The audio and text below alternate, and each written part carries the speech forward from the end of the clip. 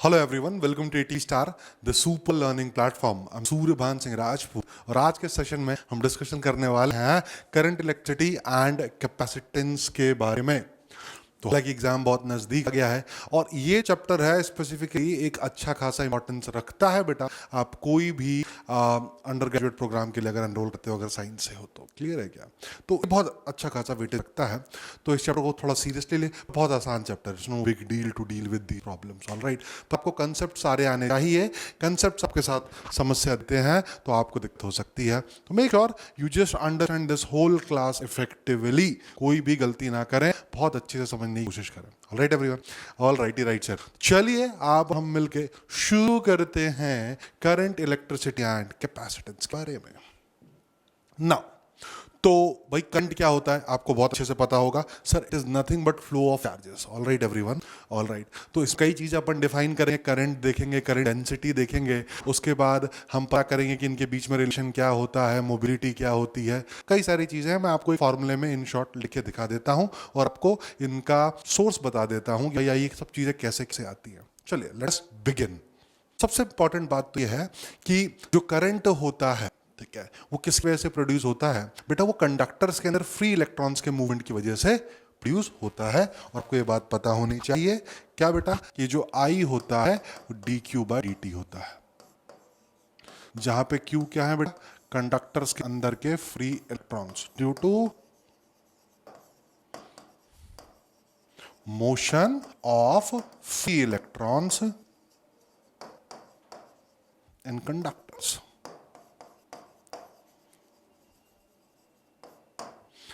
Clear हो गया क्या? हाँ जी सर क्लियर है, कोई समस्या तो नहीं? नहीं सर, पक्का पक्का पक्का पक्का सर। चलो ये तो आई की बात हो गई, I nothing but D Q by D T. Similarly एक करंट डेंसिटी अपन डिफाइन करते हैं, वो की एक वेक्टर क्वांटिटी होती है that is given by I equal to J dot A, और you can say J is I upon normal area. ठीक है, I upon normal area. I जो जे होता है वो कैसी क्वांटिटी होती है बेटा? Is a vector quantity, vector quantity. Clear हो गया क्या? क्लियर हो गया। नेक्स्ट चीज क्या होगी बेटा, ध्यान से देखना। अब एक्चुअली कंडक्टर में जो फ्री इलेक्ट्रॉन है बेटा, वो यहां से आया है। वो कहां से आया है बच्चे? वो वैलेंस बैंड से कंडक्शन बैंड में आया है। तो उसने करंट में पार्टिसिपेट किया है, तो जहां से वो आया होगा वहां पे वो एक पॉजिटिव आयन छोड़ के आया होगा, पर मतलब दूसरा एक इलेक्ट्रॉन वहां पे आने के लिए बहुत ज्यादा उत्सुक रहेगा, बहुत ज्यादा एक्साइटेड रहेगा। तो ये कंटिन्यूस फिनोमेना चलता है और इसी के रेट ऑफ चेंज को अपन क्या कह देते हैं? करंट कह देते हैं। पर दूसरा इलेक्ट्रॉन जब आके उस जगह पे लिया, उस समय के उस जो बीच का टाइम है, दैट इज कॉल्ड व्हाट बेटा? That is called tau. Tau वो तो रिलैक्सेशन टाइम और the time of recombination of electron to that positive ion. Alright everyone, alright ही राइट सर। अच्छा सर, तो सर एक बात बताइए, अगर कोई हमने वोल्टेज अप्लाई नहीं किया है तो हमको पता है कि अगर सिंपल वायर पड़ा है तो उसके अंदर जो नेट करंट होने वाला है वो जीरो होने वाला है। इसका रीजन क्या हो सकता है? इसके कई पॉसिबल रीजंस होते हैं, पर if you go through NCERT हम ये बोलते हैं कि भाई जो एवरेज करंट मूव कर रहा है एक एरिया से दूसरे, मतलब एक सेगमेंट से दूसरे सेगमेंट, जितने इलेक्ट्रॉन इधर जा रहे हैं उतने इलेक्ट्रॉन इधर आ रहे हैं। और आप देख सकते हो, ध्यान सुना, आप देख सकते हो आई ए पे डिपेंड कर रहा है। तो जितने इलेक्ट्रॉन अगर लेफ्ट में जाए उतने ही इलेक्ट्रॉन राइट में आए किसी एक पर्टिकुलर क्रॉस सेक्शन से, तो नेट करंट जो कंट्रीब्यूट करेंगे वो जीरो करेंगे। मतलब मैं क्या कहना चाह रहा हूं, इसको तीन प्रकार से डिफाइन किया जा रहा है, ठीक है? तो एक तो ये वाला हो गया, क्या मान लो कुछ इलेक्ट्रॉन्स इधर गए और सेम अमाउंट ऑफ इलेक्ट्रॉन्स इधर गए, ठीक है? तो net charges crossing particular cross section area is zero. That is why the current accompanied that is why the current accompanied by a wire connecting with no voltage source will have zero current. All right everyone, all right sir। ये अगर कोई biasing नहीं है, in case of no biasing, या फिर ये एक पहला एक्सप्लेनेशन सही हो सकता है, ठीक है? आप इंजीनियरिंग कॉलेज में जाएंगे तो इसके बारे में आप ज़्यादा डिटेल में पढ़ेंगे। या फिर ऐसा ही बोल सकते हैं कि भाई किसी भी टाइम फ्रेम में अगर आप देखो, टाइम को कितने भी छोटे टुकड़े में करके देखो, तो आपको पता चलेगा कि net displacement of an electron in case of no biasing is zero. Net displacement of electron is zero. तो अगर कोई भी अगर बाइसिंग नहीं है और नेट डिस्प्लेसमेंट कितना है बेटा, जीरो है, तो क्या पता चला, तो यहां से पता चला अच्छा सर तब कोई करंट फ्लो ही नहीं होगा। तो in case of no biasing the current will be zero which can be accompanied by these two concepts. All right everyone, all right sir. और साथ ही साथ में इनकी जो वेलोसिटी होती है that is called thermal velocity. आप इसको अंदर देखोगे 3 kT बाय थर्मल वेलोसिटी अपन ने देखा है, थर्मल वेलोसिटी अपन ने देखा है m, याद है, याद है लास्ट क्लास में देखा अपन ने 3 kT बाय m। इसको सॉल्व करोगे तो that will come around in order of 10 to the power 5 metre पर सेकेंड। तो this thermal velocity is very high, right. कई जगह इसको ड्रिफ्ट वेलोसिटी बोल देते हैं, लेकिन मेकर वो ड्रिफ्ट नहीं होती, एक थर्मल वेलोसिटी होती है। क्योंकि ड्रिफ्ट तो तब होगा जब कोई एक्स्ट्रा फोर्स लगे, तभी कोई चीज ड्रिफ्ट होगी। आप अपने आप थोड़ी ना ड्रिफ्ट हो जाओगे, आपको धक्का पड़ेगा तभी तो ड्रिफ्ट हो गया। करेक्ट है, करेक्ट है सर। तो अगर मैं बाइसिंग कर दूं तो सर क्या होगा, सर कुछ नहीं, अगर सर आपने मान लो ये कंडक्टर था और इस कंडक्टर के क्रॉस बाइसिंग कर दी, यहाँ पे पॉजिटिव टर्मिनल, यहाँ पे नेगेटिव टर्मिनल। इस कंडक्टर के जो इलेक्ट्रॉन्स हैं कैसा मूव करना स्टार्ट कर देंगे बेटा, इस डायरेक्शन में इलेक्ट्रॉन मूव करना स्टार्ट कर देंगे। और अगर इस डायरेक्शन में इलेक्ट्रॉन मूव करना स्टार्ट कर देंगे पॉजिटिव, और पॉजिटिव चार्जेस कहाँ मूव करना स्टार्ट कर देंगे, पॉजिटिव चार्जेस इस डायरेक्शन में मूव करना स्टार्ट कर देंगे। करेक्ट है क्या, करेक्ट है। नाउ व्हाट विल हैपन बेटा, electric field will set up in this direction, electric field will set up in this direction and the circuit will be closed, thereby having a current of I।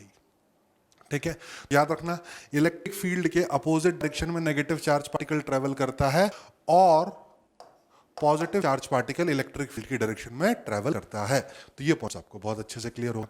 पर क्या ये एकदम सीधे चल रहे हैं, नहीं, अभी भी सीधे नहीं चल रहे हैं। बस हाँ हम इतना बोल सकते हैं भाई, आप किसी भी टाइम फ्रेम में अगर आप देखोगे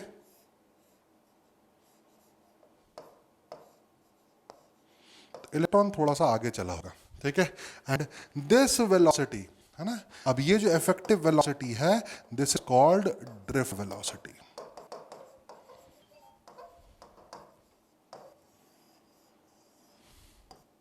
करेक्ट है क्या, this is called drift velocity. अब एक सवाल आता है कि सर इस ड्रिफ्ट वेलोसिटी का ऑर्डर कितना होता है, यार भाई ये माइनस के ऑर्डर में होता है, 10⁻⁻⁶ -6 -7 ऑर्डर में होता है। कितने का ऑर्डर होता है, -6 -7 के ऑर्डर में होता है ये, ठीक है, एग्जैक्ट नहीं लेकिन इतने ऑर्डर्स में होता है। तो सर ये वेलोसिटी अगर बहुत कम है तो करंट ज्यादा कैसे प्रोड्यूस करा पाओ, सर ये तो फिर मिली माइक्रो एम्पियर में हमेशा करंट प्रोड्यूस होगी, ऐसा नहीं है। ऐसा इसलिए नहीं है, क्यों, क्योंकि जो करंट है वो सिर्फ इस वेलोसिटी पे डिपेंडेंट नहीं है, ठीक है। किसी भी टाइम फ्रेम में अगर आपको करंट निकाला है, ध्यान से देखना बेटा,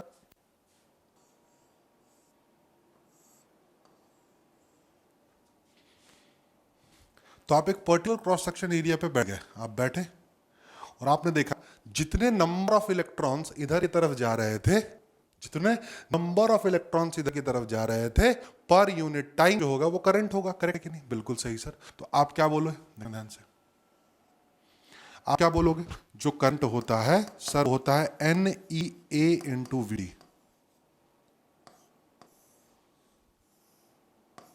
क्योंकि टोटल नंबर जो चार्ज जाएंगे वो क्या जाएंगे, N × A × VD × T। ऐसे देख लो, ऐसे देख लो, डेल्टा टी टाइम स्पेन के अंदर इसके अंदर से नंबर ऑफ चार्ज कितना जाएगा, सर नंबर ऑफ चार्ज आएगा, number of charge per unit volume multiplied by area multiplied by dt time में, है ना, डेल्टा क्यू मतलब delta T into drift velocity से मूव कर रहे हैं, है ना। तो लंबाई कितनी हो जाएगी, ये एरिया, और उसको किससे किया है, number of charge per unit volume से मल्टीप्लाई किया है। तो delta Q by delta T into E भी तो करो, चार्ज की वैल्यू कितनी है, ई है, तो NEA/VD। फील आया क्या, हाँ सर। तो जो एवरेज करंट फ्लो हो रही होगी वो कितनी हुई होगी बेटा, NEA/VD। करेक्ट हो गया, हाँ सर करेक्ट है। Now what I am trying to say is N is number of charge per unit volume.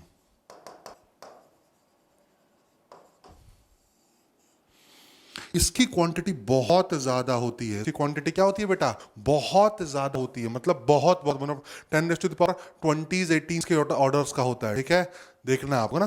तो ये बहुत ज्यादा होती है, तो इसी वजह से करंट क्या हो जाती है? बहुत ज्यादा। एक बार क्वेश्चन पूछ भी चुका है तो ध्यान रखना, पूछ देगा अरे यार वी इतनी कम होती है तो करंट ज्यादा क्यों होती है? बिकॉज करंट एक और पैरामीटर पर डिपेंड करता है, that is number of charge per unit volume, and for a conductor is very large, it is very large. एक इलेक्ट्रॉन नहीं घूम रहा है, ठीक है, एक लेटिस में एक इलेक्ट्रॉन है, सोचो ऐसा कितने सारे लेटिस स्ट्रक्चर, मतलब जो लेटिस स्ट्रक्चर है ना, एक एटम के अराउंड एक इलेक्ट्रॉन घूम रहा है, ऐसे ही एक कॉम्बिनेशन ऑफ लेटिस स्ट्रक्चर, इसलिए खूब सारे होते हैं। करेक्ट है बेटा? करेक्ट है।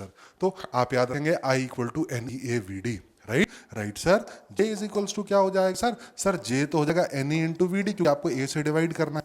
हाँ सर बिल्कुल सही है। दूसरा पॉइंट। तीसरा पॉइंट, सर अगर आपने इलेक्ट्रिक फील्ड अप्लाई कर रखे है, ये वीडी क्या है बच्चे? ये ड्रिफ्ट वेलोसिटी है, याद रखना, थर्मल वेलोसिटी नहीं है ना। और अगर आपने बेटा इलेक्ट्रिक फील्ड अप्लाई कर रखा है, मतलब इस नेगेटिव चार्ज पार्टिकल है उस पर एक फोर्स लगा रहा है, और ये जो फोर्स लगा रखा है, ध्यान सुनना, ये जो फोर्स लगा रहा है उसकी वजह से आप ड्रिफ्ट, कितना होगा फोर्स? आपको पता है सर, लगने वाला फोर्स तो sir E into capital E के बराबर होना चाहिए, बात कम। हाँ या ना बोल? हाँ सर, कोई दिक्कत नहीं है। तो मैं क्या बोल दूं, इसका एक्सेलरेशन कितना हो जाएगा? E अपॉन M, ठीक है। हाँ सर। तो सर ड्रिफ्ट वेलोसिटी कितनी अटेन करेगा अगर टाउ, ध्यान सुना, अगर टाउ वो समय है जब तक रिकॉम्बिनेशन ना हो जाए, tau is called relaxation time, relaxation time. Clear है क्या? क्लियर हो गया। रिलैक्सेशन टाइम कितना आ जाएगा भाई? इनिशियल लेते हैं, जीरो से स्टार्ट किया, एवरेज क्योंकि जीरो होता है, करेक्ट है कि नहीं? आपने भी पढ़ा क्या कि एवरेज वेलोसिटी जो है इधर से उधर क्रॉस कर रही है, उसका क्या होता है? जीरो होता है ना। एक्सेलरेशन कितना है बेटा? E बाय एम, करेक्ट है, e by m into tau equal to d d. V d drift velocity आपको पता चल चुकी है, कितनी हो चुकी है बेटा? सर ये तो ई टाउ अपॉन एम हो चुकी है, बस अब घबराने की जरूरत ही नहीं है ना। तो आई की वैल्यू अब देखिए, एक और देखना, v d equal to e tau upon m, यहां से अच्छा, कई कई बार बुक्स के अंदर यहाँ पे नीचे टू लिख देते हैं, तो टू कहाँ से लिखते हैं मैं आपको बता देता हूँ। मैंने ये कौन सा केस अज्यूम करके निकला है आंसर, मैंने अभी आपको बताया था कि भाई दो चीजें ना इस चीज को सेटिस्फाई करनी है। कौन कौन सी चीजें? पहली चीज तो ये भैया नेट डिस्प्लेसमेंट, ठीक है, डेल्टा टी टाइम फ्रेम में जीरो है, और दूसरा क्या भैया, नेट जो चार्ज पार्टिकल है इधर से उधर क्रॉस हो रहे हैं, वो क्या कर रहे हैं बेटा? मतलब zero. Net charge particle crossing a particular cross section area over a time delta t is zero. That is why we have seen that the current passing through that coil would be zero. All right, everyone. All right, sir. Now, see what I'm trying to figure it out. ये दो अलग अलग behaviour हैं, ठीक है। तो हमने second वाले को अज्यूम करके हमने क्या निकाला बच्चे? सेकंड वाले को अज्यूम करके ये डेरिवेशन निकाला है। अगर आप फर्स्ट वाली कंडीशन को अज्यूम करके डेरिवेशन निकालोगे तो यहां पे आपको टू देखने को मिलेगा। भूल जाओ उस चीज को आप ना, उस चीज को क्या कर जाओ भैया, भूल जाओ उसको, वो आप आगे अपने इंजीनियरिंग में देखोगे वो, ठीक है। तो चलो, तो वी डी इक्वल कितना आ गया बेटा? ई टाउ बाय एम, आपको जो चीज रखनी है। अच्छा सर, यहां से हमको एक और बात पता चलती है, सर जो वी डी है वो डायरेक्टली प्रोपोर्शनल है इलेक्ट्रिक फील्ड के। बिल्कुल बेटा, बिल्कुल प्रोपोर्शनल है। कैसे प्रोपोर्शनल है वी इलेक्ट्रिक फील्ड के? क्योंकि सर देखिए ना, इलेक्ट्रिक फील्ड अगर आप बढ़ाओगे तो वीडी भी बढ़ेगी, करेक्ट है, बिल्कुल सही है यार। हाँ भाई, जितना फोर्स दोगे, जितना एक्सेलरेट करने की कोशिश करोगे, उतना तो उसकी ड्रिफ्ट वेलोसिटी बढ़ेगी। ये जो प्रोपोर्शनलिटी कांस्टेंट होता है बेटा, that is called mu times of E. This mu is called mobility.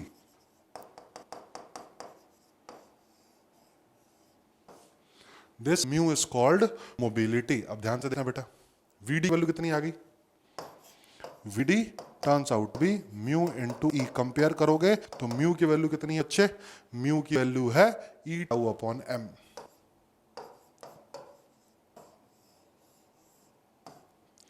Mu की वैल्यू कितनी है बेटा? ई टाउ अपॉन एम, ठीक है। समझ में आ रहा है सब चीजें कि नहीं? हाँ सर, बहुत अच्छे समझ में आ रहा है, कोई दिक्कत दुविधा परेशानी नहीं? बिल्कुल नहीं है ना। सी, अपने को सारे फॉर्मूले पता चल चुके हैं, तो गलती नहीं करना, ठीक है बेटा। हाँ सर, चलो ना मूव ऑन। अगर मैं ये वैल्यू उठा के डाल दूं, मैंने अभी आपको बताया जे की वैल्यू कितनी थी? एन ई इंटू क्या था बेटा? V D. तो J will turn up to be N E into what was V D बेटा? V D was nothing E tau upon M. E tau capital E upon M, correct है हाँ sir. तो J equals to कितना आ गया, NE² tau upon M times of capital E। तो इसको बोलते हैं बेटा अपन sigma, J equal to sigma, यही होता है ओम्स लॉ, या फिर इसको vector forms of Ohm's law भी बोलते हैं,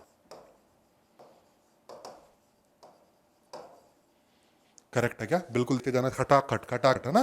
तो sigma is called conductivity of the medium, क्या होती है बेटा, इसको क्या बोलते हैं अपन, कंडक्टिविटी। रजिस्टिविटी होती है बेटा 1 upon conductivity and that is given bye M upon NE² tau. अब देखना कंडक्टर्स केस में ध्यान से सुनना बच्चे हैं, ध्यान से सुनना। कंडक्टर्स केस में अगर टेम्परेचर आप बढ़ाओगे, ठीक है, टेम्परेचर आप बढ़ाओगे तो जरा फील करना बच्चे ना, जब आपने टेम्परेचर को बढ़ाया तो इसकी वेलोसिटी क्या होगी, इंक्रीज होगी। ऑब्वियसली बात है, आपने एक प्रकार से एनर्जी बढ़ाई। कोई बायसिंग, नो बायसिंग के केस की अगर मैं बात करूं, अगर मान लो आपने टेम्परेचर को क्या कर दिया बेटा, बढ़ा दिया, तो इसकी एनर्जी बढ़ गई, इसकी वेलोसिटी बढ़ गई। वेलोसिटी बढ़ेगी जैसे ही, ध्यान सुनना, velocity is distance upon time, सही है बिल्कुल, डिस्टेंस इज फिक्स्ड, इसको कितना चलना है, ठीक है, दैट्स कॉल्ड ड्रिफ्ट डिस्टेंस, जो भी हटाओ। तो वेलोसिटी अगर बढ़ेगी तो टाइम घटेगा, वेलोसिटी बढ़ेगी टाइम घटेगा, और अगर टाइम घटेगा, सुनना, टाइम घटेगा तो रजिस्टिविटी बढ़ेगी। फील कर रहे हो आगे, देख लो ध्यान से। ऑल राइट एवरीवन, समझ में आया क्या, बिल्कुल सर, कोई दिक्कत दुविधा परेशानी नहीं sir. Now what will happen, क्या मैं बोल सकता हूं कि ऐसे याद रखना है ना, टेम्परेचर बढ़ा, टाउ घटा, रजिस्टिविटी बढ़ा, this is case of conductors. या फिर ऐसा ही बोल दो, टाउ रजिस्टिविटी बढ़ा तो कंडक्टिविटी घटा, ऐसे ही बोल सकते हो। Now in case of semiconductors what happen is, अभी ना, अभी जो n की वैल्यू है बहुत ज्यादा है, इन केस ऑफ कंडक्टर्स ने बहुत ज्यादा होता है, एकदम नॉर्मल रूम टेम्परेचर पे भी सारे वैलेंस बैंड के इलेक्ट्रॉन इंडक्शन बैंड में चले जाते हैं, दोनों के बीच में आप बढ़ा भी होगा, दोनों के बीच में फॉरवर्ड एनर्जी गैप बहुत कम रहता है, right right sir. But in case of semiconductor scene थोड़ा सा उल्टा है। सीन ये है कि उसमें टाउ डोमिनेट नहीं करता है, एन डोमिनेट करता है। कौन डोमिनेट करता है बेटा, एन डोमिनेट करता है, याद रखिएगा। तो इन केस ऑफ सेमीकंडक्टर्स, याद रखना, in case of semiconductors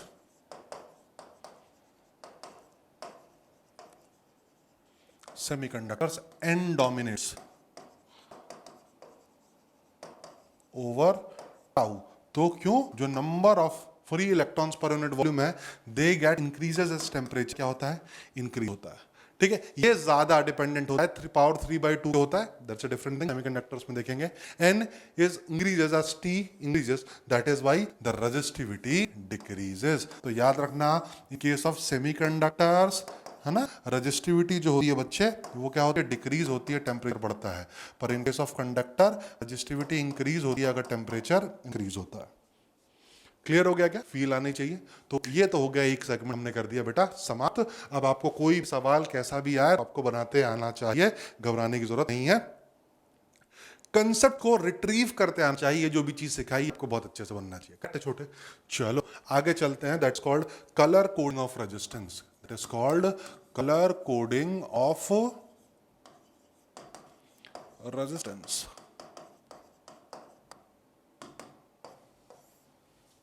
it is called colour coding of resistance. तो बेटा, तो बात करते हैं कलर कोडिंग ऑफ रेजिस्टेंस की। चलिए शुरू करते हैं। तो भाई कलर कोडिंग ऑफ रेजिस्टेंस की जब मैं बात करूंगा, तो it is kind of important, एक सवाल डायरेक्टली पूछ सकता है, इसलिए आपको चीज पता होनी चाहिए।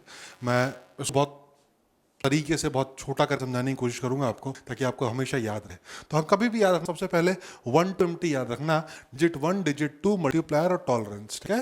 तो जो भी रेजिस्टेंस होते हैं उसके अंदर आपको 4 कलर दिखेंगे। पहला डिजिट 1 को रिप्रेजेंट करेगा, दूसरा डिजिट 2 को रिप्रेजेंट करेगा, तीसरा मल्टीप्लायर को रिप्रेजेंट करेगा, और चौथा टॉलरेंस को रिप्रेजेंट करेगा। All right everyone, all right sir, ठीक है, चले आगे की तरफ, यस सर। चलिए डिजिट 1 डिजिट 2 मल्टीप्लायर और टॉलरेंस, ठीक है। तो ये है भैया black, brown, red, orange, yellow, green, blue, white, grey, sorry blue, violet, grey and white. Digit क्या है, 0 1 2 3 4 5 6 7 8 9, ठीक है। आपको पूरा चार्ट याद रखने की जरूरत नहीं है, मल्टीप्लायर याद रखने की जरूरत नहीं है, आपको तो बस काउंटिंग पता है, 0 से लेकर 9 तक जानी है, और ये 10 की पावर 0 से लेकर 10 की पावर 9 तक जानी है, और टॉलरेंस कुछ है नहीं इस पूरे में, बस आपको ये चीज याद रखनी है। याद करने का तरीका, बीबी रॉय कोई आदमी है, ठीक है, और पंजाब में बीवी जी बोलते हैं मम्मी को, ठीक है। तो बीजी बोलते हैं, तो ऐसे याद रखना। फिर बीवी याद रखो भाई, वाइफ, ठीक है। तो बीवी रॉय नाम का कोई आदमी है जो अपनी पत्नी को बोला है, ठीक है, बीबी रॉय ने बोला बोला जी बीवी जी, ठीक है। पत्नी ने बोला बीवी रॉय, तो उसने बोला जी बीवी जी बताएं। WGS कोई कोड होगा आपस में, ठीक है ना यार, समझ लिया थोड़ा सा है सर ये क्या बात हुई सर, हैं? लेकिन अपन ना, अपने को पहले वर्ड याद हो, बहुत जरूरी है ना। फालतू इसमें अब मैं शायरी बोलूं, है ना, ब्लैक बाल है फलाना ढमकाना, that would not be suitable here to remember, alright बेटे। तो चल सुन ध्यान से, बीबी रॉय याद रखे, दोबारा, बीबी रॉय जी बीबी जी, WGS।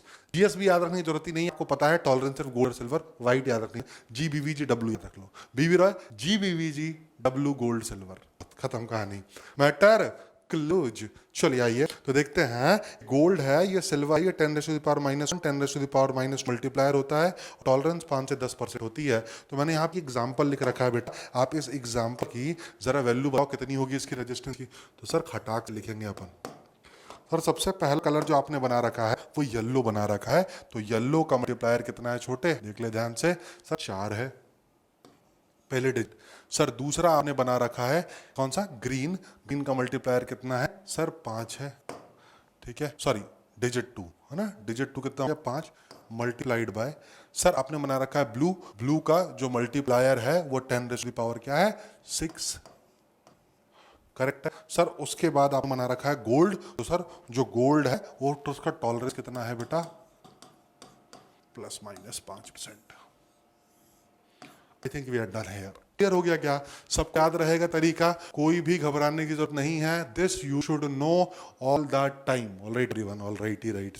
चलिए आइए शुरू करते हैं नेक्स्ट चीज। तो ये एक बहुत अच्छा सेगमेंट खत्म कर लिया हमने यहाँ पे। यहाँ से बहुत ज्यादा चांसेस हैं कि थियोरेटिकल सवाल पूछे या फिर डायरेक्ट फॉर्मुला बेस्ड प्रॉब्लम पूछे, जो भी मैंने आपको फॉर्मुला दिखाए हैं, ठीक है। तो मैंने कोशिश की है कि आप थियोरेटिकल सवाल के भी सारे आंसर आप दे पाओ, ऑलराइट एवरीवन। चलते हैं Now, moving on to the next slide, what does it say? हाँ या अब रेजिस्टेंस की ध्यान सुनिएगा, अब आपको रेजिस्टेंस की ग्रुपिंग पता होना चाहिए, ठीक है, it's not a big deal, आपको पता होगा भैया आज जो होगा वो R1 + R2 + R3 होगा, पैरेलल ग्रुपिंग में R1 R2 R3 पैरेलल है, तो 1/R = 1/R1 + 1/R2 + 1/R3 होगा।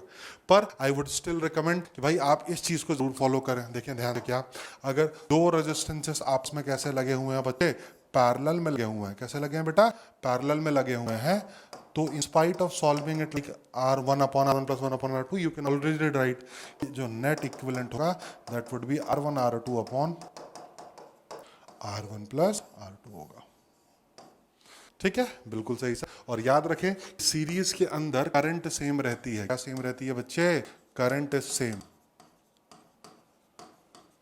और पैरेलल ग्रुपिंग के अंदर वोल्टेज सेम।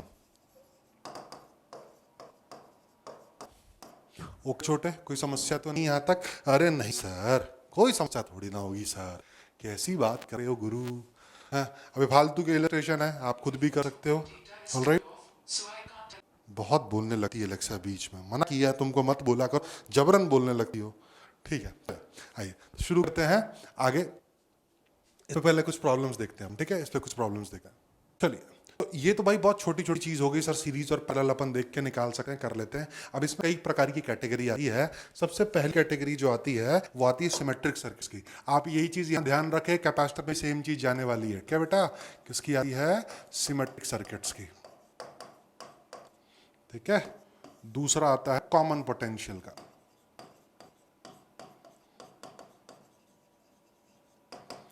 तीसरा आता है बेटा स्टार डेल्टा कन्वर्जन का, और चौथा आता है गेहूं पत्थर पुल, बीट्स ब्रिज। ये 4 कैटेगरी पे आपसे बेसिकली प्रॉब्लम पूछेगा, तो याद रखिएगा बच्चे, ध्यान से सुनना, ध्यान सुनना। जब भी सिमेट्रिक सर्किट की बात करूंगा याद रखेंगे, ठीक है, जब भी सिमेट्रिक सर्किट की बात करूंगा तो इसमें 2 प्रकार की सिमेट्री आएगी, एक कौन सी आएगी भैया, एक परपेंडिकुलर एक्सिस सिमेट्री आएगी और एक पैरेलल एक्सिस सिमेट्री आएगी। तो मैं बात कर रहा हूं परपेंडिकुलर एक्सिस सिमेट्री की। तो जो परपेंडिकुलर एक्सिस सिमेट्री होती है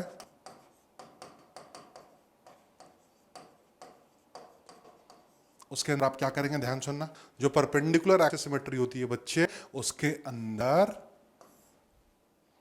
आप, ठीक है, एक्सिस पे आने वाले नोड को हटा दो, ठीक है बेटा, और सॉरी नोड को उठा दो, नोड को उठा दो और ब्रांच को हटा दो, ठीक है। और जब इसी में मैं पैरेलल एक्सिस सिमेट्री की बात करूंगा,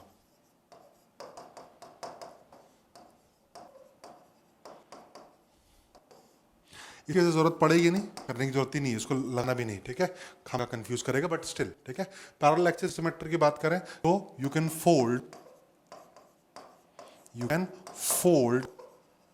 द सर्किट। आप सर्किट को क्या करते हैं बच्चे, फोल्ड कर सकते हैं। दो चार एग्जांपल लेते हैं खटाखट, आप लोगों ने बहुत किए भी होंगे।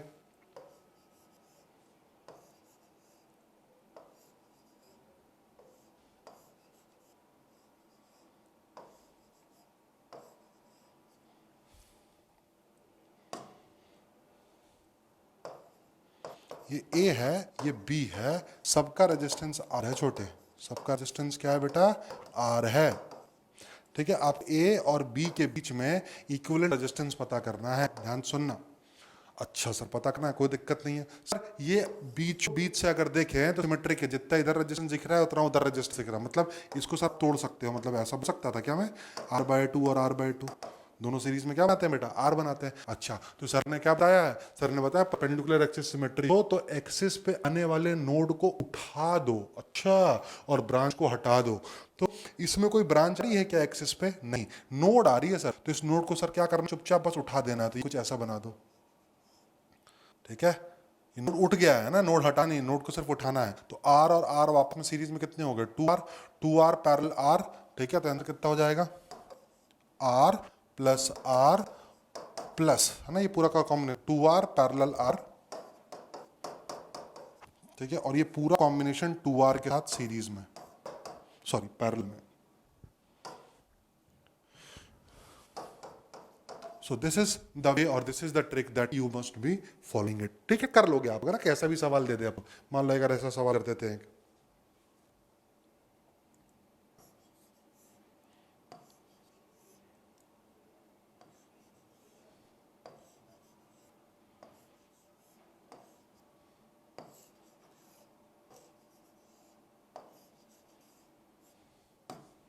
मान लो सब आर रहे बेटा,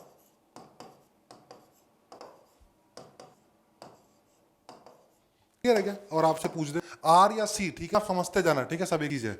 आपसे पूछ दे कि भाई ए और बी के बीच में आप इक्विवेलेंट रेजिस्टेंस बताओ, अच्छा सर ये तो सिमेट्रिक लग रहा है, इसके अबाउट, हाँ सर, सर आपने बोला था नोड को उठा दो ब्रांच को हटा दो, तो इसमें दो ब्रांच आ रही है, अच्छा हाँ सर, इसका मैटर क्या कर दो, क्लोज कर दो, तो क्या बचा, ऊपर वाला आर आर सीरीज में कितना बचा बेटा, 2R, रास्ते में आने वाली ब्रांच को हटाना है और नोड को उठाना है, ठीक बेटा, हाँ सर। तो आर और आर कितना हो गया, 2R, आर और आर कितना हो गया, 2R, आर और आर कितना हो गया, 2R, आर इक्विवेलेंट कितना हो जाएगा बेटा, तीन ब्रांचेस पैरेलल में लगी हैं, दैट इज बाई 2R/3।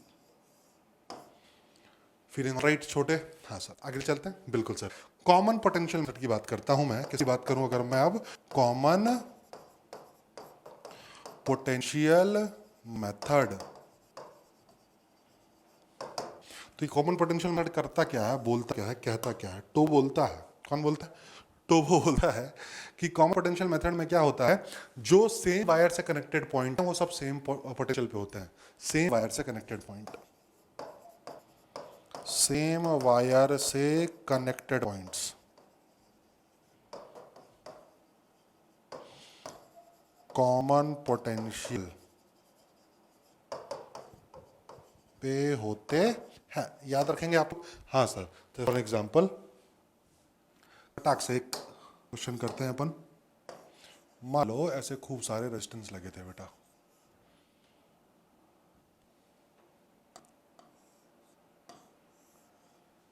ठीक है, और आपसे पूछ दिया आर की वैल्यू है, आपसे पूछा कि आर ए बी बताओ कितना होगा, तो क्या करना है, सारे पॉइंट्स को पहले नाम देना है। इसको नाम दिया अपन ने 1, इसको नाम दिया अपन ने 2, इसको नाम दिया अपन ने 3, इसको नाम दिया अपन ने B। और A और 2 जो है, देखो ध्यान से सेम पोटेंशियल पे है, तो A और 2 को क्लस्टर बना के लिख देना है। करेक्ट क्या बेटा? हाँ सर। सिमिलरली 1 और 3 सेम पोटेंशियल पे है, तो 1 और 3 को क्लस्टर बना के लिख देना है। ठीक है। उसके बाद एक आखिरी पॉइंट है B। ठीक है। तो अब देखो A से 1 पे एक रेजिस्टेंस लगा है, तो A से 1 पे एक रेजिस्टेंस लगा दिया। A से 2 पे कोई रेजिस्टेंस है क्या? नहीं है। 1 से 2 के बीच में एक रेजिस्टेंस लगा है, तो 1 से लेकर 2 के बीच में एक रेजिस्टेंस लगा दिया। करेक्ट है बेटा? करेक्ट है सर। उसके बाद बात करते हैं 1 से 3 के बीच में कुछ नहीं है, 1 से 2 वाला हो चुका है। 2 से 3 के बीच में एक रेजिस्टेंस लगा है, लगा दिया।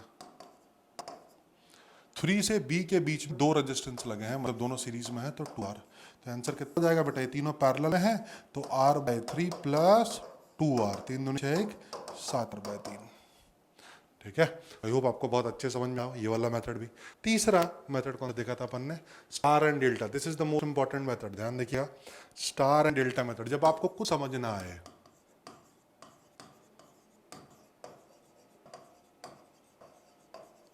जब आपको कुछ समझ ना आए तो ये काम होता है भाई, ये ब्रह्मास्त्र है। ठीक है। डेरिवेशन कराने का टाइम नहीं है स्टिल। ठीक है। Remember it what I am trying to do. देखना सीन क्या, आराम से निकाल भी सकते हो 2 पॉइंट बीच के पोटेंशियल को वो करके, है ना, डिराइव भी हो सकता है। तो इसलिए याद रखें, this is called star network. इसको स्टार बोलिए, वाई बोलिए या टी बोलिए। अगर मैं जानबूझ के तीनों नाम लिख रहा हूं, आपको वाई जैसा शेप दिखे या टी जैसा शेप दिखे या स्टार जैसा शेप दिखे, आप समझ जाना है स्टार नेटवर्क बात हो रही है। करेक्ट है बेटा? हाँ सर।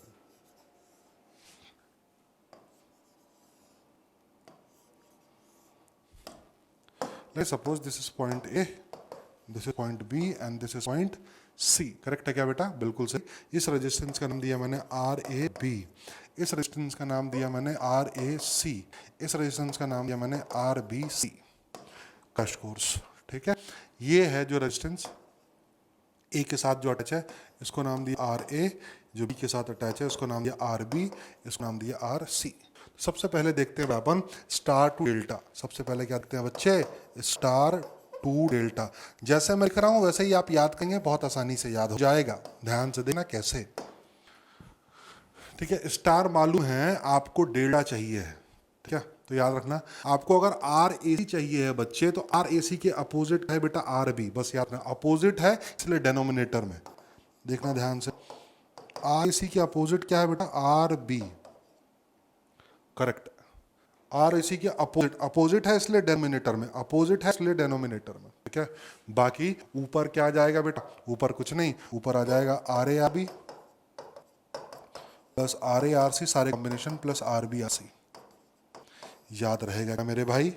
हाँ सर, बूम बूम, याद रहेगा। आपने कैसे बताया था? ठीक है। इसके अपोजिट ये ब्रांच है, इसके अपोजिट, अपोजिट है इसलिए डेनोमिनेटर में आ गया, खत्म कहानी। करेक्ट है क्या? करेक्ट है। ऐसे आप सारे निकाल सकते हो। RAB देखो कैसे निकालो। सर RAB क्या बोलूंगा मैं? सर RB कुछ नहीं बोलने का है सर, इसके अपोजिट में RC है, तो सबसे पहले तो RC लिख लो। और सर ये ऊपर वाली कहानी वापस से सेम क्या हो गई? RARB plus RBRC plus RCRA। Correct क्या? करेक्ट है। एंड लास्ट क्या बचा था? RBC बचा है। RBC सर के अपोजिट क्या है? BC का अपोजिट A है, तो डेनोमिनेटर में A आ गया, तो ये हो गया RARB plus RBRC plus RCRA।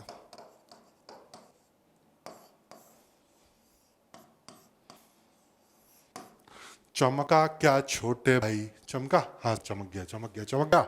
शाबाश शाबाश शाबाश शाबाश भाई। चलो आगे चलते हैं। अब बात करते हैं अपन किसकी? सर डेल्टा टू स्टार बताओ। डेल्टा टू स्टार की बात करते हैं। तो देखना ध्यान से बच्चे, ध्यान से देखना। अगर मेरे को RA चाहिए तो उसके अगल बगल, मैं तेरे अगल बगल हूं, तुम मेरे अगल बगल है, इसके अगल बगल, है ना, इसके सामने, इसका अपोजिट नहीं है कुछ, है ना, इसके अपोजिट की बात नहीं कर रहा हूं, इसके अगल बगल है, इसलिए ये न्यूमरेटर में आएंगे। तो मैं RA की बात करूंगा छोटे, तो that will turn out to be RAC into RAB upon, बाकी पूरी कहानी कहाँ आ जाएगी छोटे? डेनोमिनेटर में। पूरी कहानी क्या भैया? RAB plus R A C plus R B C. I hope you are comfortable with this. Comfortable, हाँ सर। अब बात करते हैं आर बी की। इसकी बात करते हैं बच्चे आर बी की। आर बी की क्या कहानी है? इसके आसपास कौन है बेटा? आर ए बी और आर बी सी। लिख दिया अपन ने, R A B into R B C upon R A B plus R B C plus R C and the last thing is R C. तो ये हो जाएगा भैया R A C into R B C upon R A B plus R B C plus R C A. एक चीज का आप ध्यान रखें बच्चे। किस चीज का ध्यान रखेंगे बता देता हूं मैं आपको। All right all right all right he right is very. चलो एक चीज आप ध्यान रखेंगे, फॉर्म तो लिख लिया, लेकिन कैपेसिटेंस के लिए कैसे फॉर्म लिखेंगे? तो याद रखना, ध्यान सुनना बेटा। एक छोटी सी ट्रिक बता रहा हूं ना, उसकी वजह से पूरा फॉर्म डेवलप हो जाएगा। मुझे पता है सर, दो कैपेसिटेंस अगर सीरीज में हो, ठीक है, C1 और C2, तो इनका रिजल्टेंट जो होता है, इसको ऐसे भी नहीं सर, दो कैपेसिटेंस अगर पैरेलल में हो, ध्यान रखना, तो इनका C इक्विवेलेंट जो होता है वो C1 प्लस C2 होता है। यस और नो? Yes sir. सर एक काम करो, अगर मैं सर्किट को एक रेजिस्टेंस में कन्वर्ट कर देता हूं, कुछ भी बोल रहा हूँ, नॉनसेंस बोल रहा हूँ, लेकिन सुनो, ठीक है। इस सर्किट को अगर एक रेजिस्टेंस में कन्वर्ट कर देता हूं और इस रेजिस्टेंस की वैल्यू मैं 1/C रख देता हूं, तो 1/C इक्विवेलेंट कितना आएगा? ध्यान सुना, इसका 1 नेट रेजिस्टेंस आएगा, इसका 1/C इक्विवेलेंट कितना आएगा बेटा? 1/1/C1 plus 1/1/C2। तो कितना आ गया? C1 प्लस C2 आ गया। ये कितना आ गया बेटा? ये आ गया C इक्विवेलेंट। C इक्विवेलेंट मतलब C1 प्लस C2, ये R इक्विवेलेंट बन गया। 1/C इक्विवेलेंट को क्या बोल दिया? R equivalent.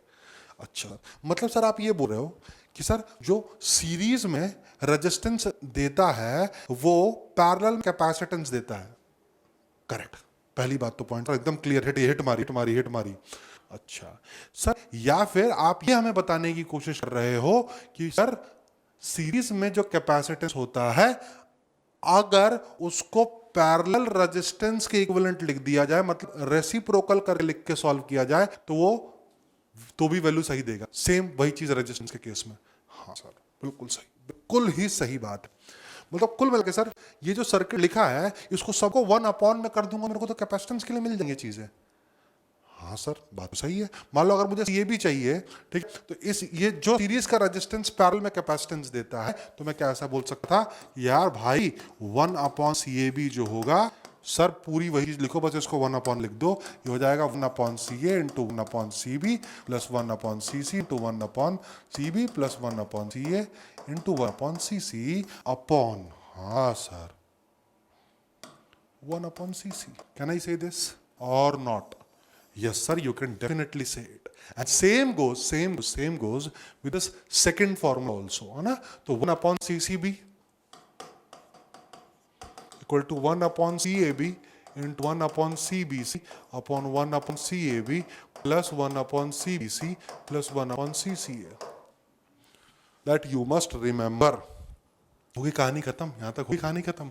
आखिरी क्या बचता है छोटे? आखिरी बचा है सर व्हीटस्टोन ब्रिज। ये तो आपको बहुत अच्छे से पता होगा बेटा, करने की जरूरत है क्या? नहीं सर, ये तो पता है हमें। P है, ये Q है, ये R है, ये S है। अगर यहाँ से यहाँ तक ये दोनों ब्रांचेस इंटरचेंजेबल हैं, कोई दिक्कत नहीं है। यहाँ से और यहाँ के बीच में अगर आपको इक्विवेलेंट निकालने पूछा जाए, सच दैट PS इक्वल क्या हो बेटा? RQ हो, तो इस ब्रांच में कोई करंट नहीं आती है।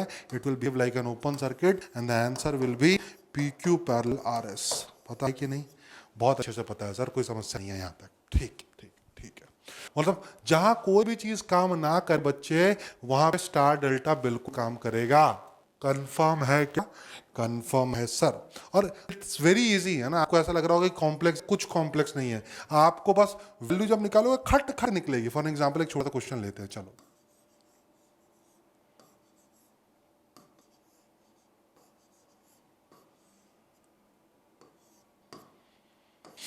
मान लो ये 4 है ना, ये 3 है, ये 6 है और ये 3 है। अरे यार ये बड़े उटपटांग नंबर है। 3 वीन मतलब 3 मत रखो यार, 3 देख के अच्छा नहीं लगता, मतलब गंदा नंबर यार ये। 4 है, 6 है, 2 है, 2 है, ये सही है।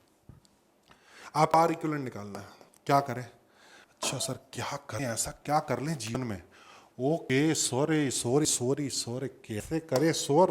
तो मैं आपको एक तरीका बताता हूँ करने का। अरे यार एक काम करो ना, इसको ना तुम ऐसा कन्वर्ट कर लो,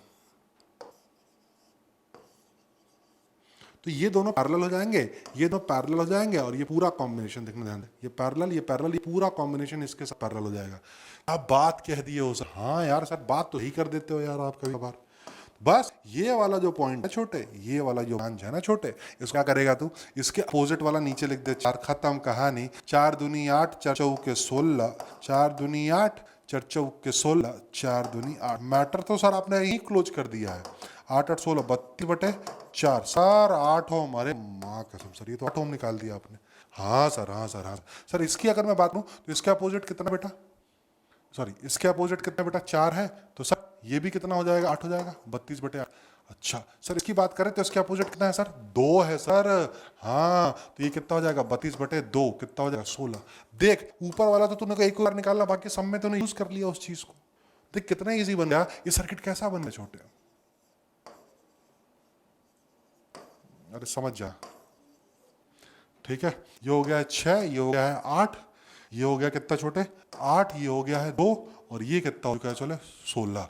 तो 8 पैरेलल 6 प्लस 8 पैरेलल 2, ये पूरा कॉम्बिनेशन किसके साथ पैरेलल में है छोटे 16 के साथ। क्या आंसर नहीं निकल सकते आप इसका आप? अरे सर उड़ा देंगे बूम बूम करके। क्लियर हो गया क्या? चल आगे तरफ चले। Yes sir. तो आई थिंक यहाँ पे सारी चीजें सॉर्टेड हो जाती हैं when we talk about combination of resistances and capacitor. Capacitor के अंदर भी सेम वही कहानी है, बस आपको पता है कि वहां पे सीरीज में C1 C2 upon C1 plus C2 हो जाता है और पैरेलल में C1 plus C2 हो जाता है। क्लियर है सर। चलो सर अब तो तोड़ाओ सर। टर्मिनोलॉजी किसकी बात करते हैं अपन? टर्मिनोलॉजी में कुछ नहीं होता छोटे। अगर ईएमएफ की बात करें, ठीक है, और इंटरनल रेजिस्टेंस की बात करें, टर्मिनल पोटेंशियल डिफरेंस, अरे मार्क्स हम बहुत मचा दिया है, ऐसे ही समझा देता हूं मैं आपको। देखो क्या है, बैटरी का काम क्या होता है, जरा सोचना। बैटरी का काम होता है कि अपने एंड्स पे वो पॉजिटिव और नेगेटिव्स को मेंटेन करके रखे। तो मेंटेन कैसे करेगा? जब अंदर से सप्लाई करेगा तभी तो मेंटेन करेगा। ऐसा थोड़ा है बैटरी लगा दिया खत्म, मैटर क्लोज। बैटरी सालों साल चली जा रही है। मतलब अंदर कुछ ना कुछ ऐसा प्रोसेस हो रहा होगा जिससे जो मतलब चार्जेस का जो फ्लो है वो कंटिन्यूसली मेंटेन है। तो अंदर बैटरी जनरेट करती है जो कि पॉजिटिव और नेगेटिव चार्जेस को एनोड और कैथोड पे भेजती है। करेक्ट है। और बैटरी को जनरेट करने में जितना वर्क डन लगता है उस work done per unit charge को ईएमएफ कहा जाता है।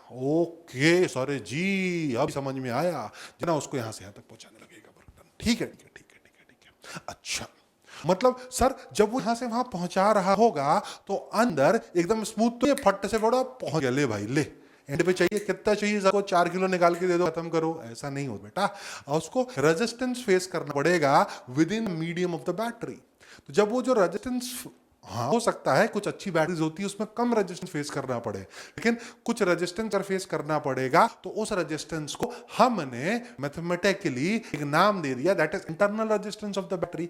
मतलब कोई भी एक प्रैक्टिकल जो बैटरी का सोर्स है उसके साथ एक बैटरी तो रहेगी ही रहेगी, साथ में एक इंटरनल रेजिस्टेंस भी रहेगा। क्लियर हो गया? बिल्कुल बूम सर। तो सेल का प्रेजेंटेशन कुछ ऐसा होता है। तो एक्चुअल वी दे रखा है तो वी पूरी करंट V/R नहीं देगा, कुछ ड्रॉप ये खाएगा, ये भी बोलेगा भैया हम भी बैठे हैं, ऐसे ऐसे चले जाओगे हैं हम रहते हुए। समझ नहीं आई? पंकज त्रिपाठी याद आ जाता होगा ऐसा करते हुए।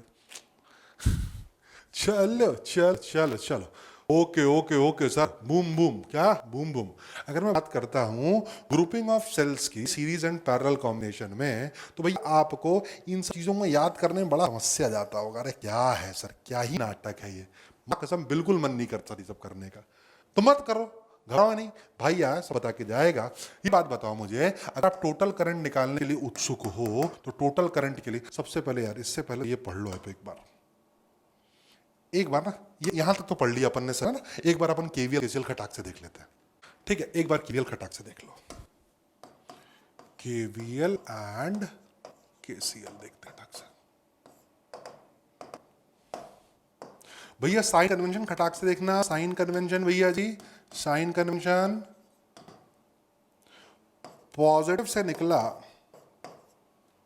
ठीक है, तो ड्रॉप है इसका प्लस ई के बराबर होगा। This is exactly equivalent to minus पे घुसा। अरे भाई माइनस में घुसेगा तभी तो पॉजिटिव से निकलेगा, ठीक है। Okay sir, okay okay, got it sir. या फिर माइनस से निकला या फिर प्लस पे गिरा, they both are same, we will take voltage as minus e, voltage drop. Correct हो गया। रेजिस्टेंस हमेशा खाता है, अगर ये रेजिस्टेंस है इसके अक्रॉस का ड्रॉप V है, करंट आई जा रहा है, V will always be equals to IR।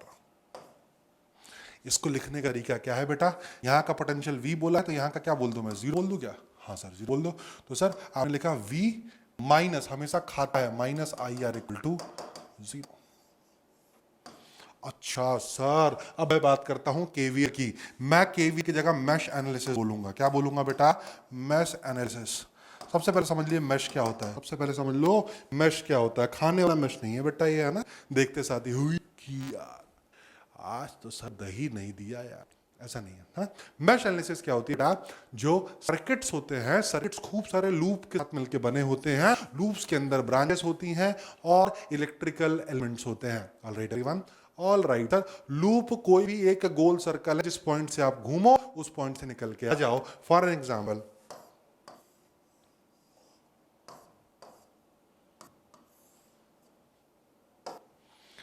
मान लो इसमें सर्किट एलिमेंट लगे हुए हैं, ठीक है, सर्किट एलिमेंट क्या लगे हुए हैं, लगे हुए हैं। Now, what I'm trying to make a sense here is, अपन यहाँ पे मैश एनालिसिस करेंगे, लूप एनालिसिस नहीं करेंगे। आप लोगों ने पढ़ भी रखा होगा कि लूप के अंदर टोटल वोल्टेज क्या होता है, जीरो होता है। तो आप लूप लगाते हो या करंट को डिवाइड करते हो, it will take an hefty amount of time.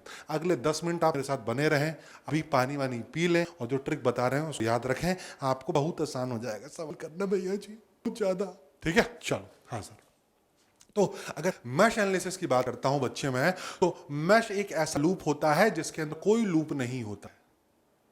Mash एक ऐसा लूप होला जेकरा अंदर कोई नो लूप ना होला। अच्छा, okay sir, I get your point sir.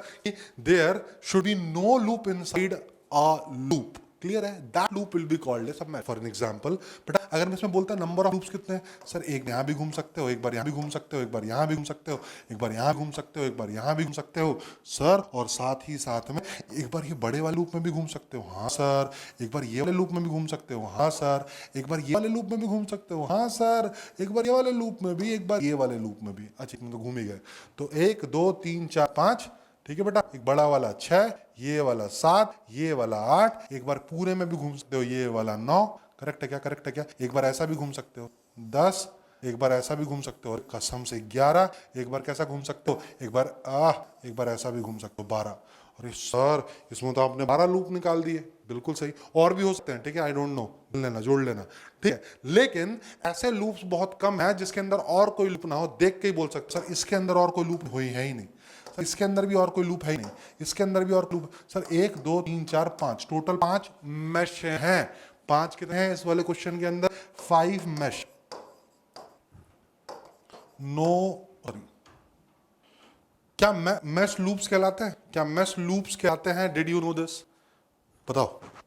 ठीक है बच्चे, तो अपन जो सॉल्व करेंगे वो मैश एनालिसिस लेके करेंगे, ठीक है। ये अपन क्या हो चुके हैं, साइन कन्वेंशन हो चुके हैं। एक छोटा सा एग्जांपल ले लेता हूं मैं और आप खट से करके दिखा सकते हैं। छोटा सा एग्जांपल ले लेते हैं गड़ाक से।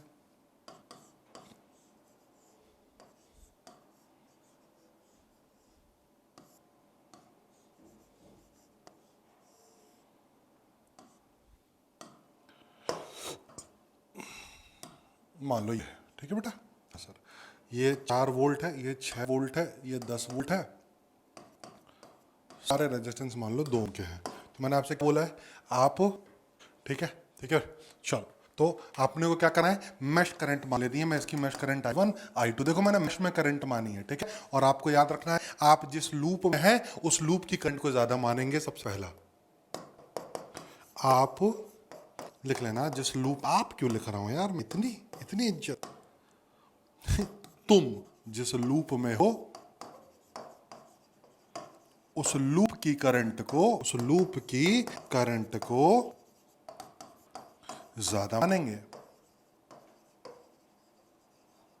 ठीक है बेटा, याद रखना ये चीज है ना छोटे। हाँ सर बिल्कुल। फॉर एग्जाम्पल जैसे यहां से घूमना है, यहां से घूमते हैं तो क्या लिखोगे, प्लस से निकले, प्लस से निकले, प्लस से निकले सर 4, करंट हमेशा खाता है -2I1 -2I1, ठीक है।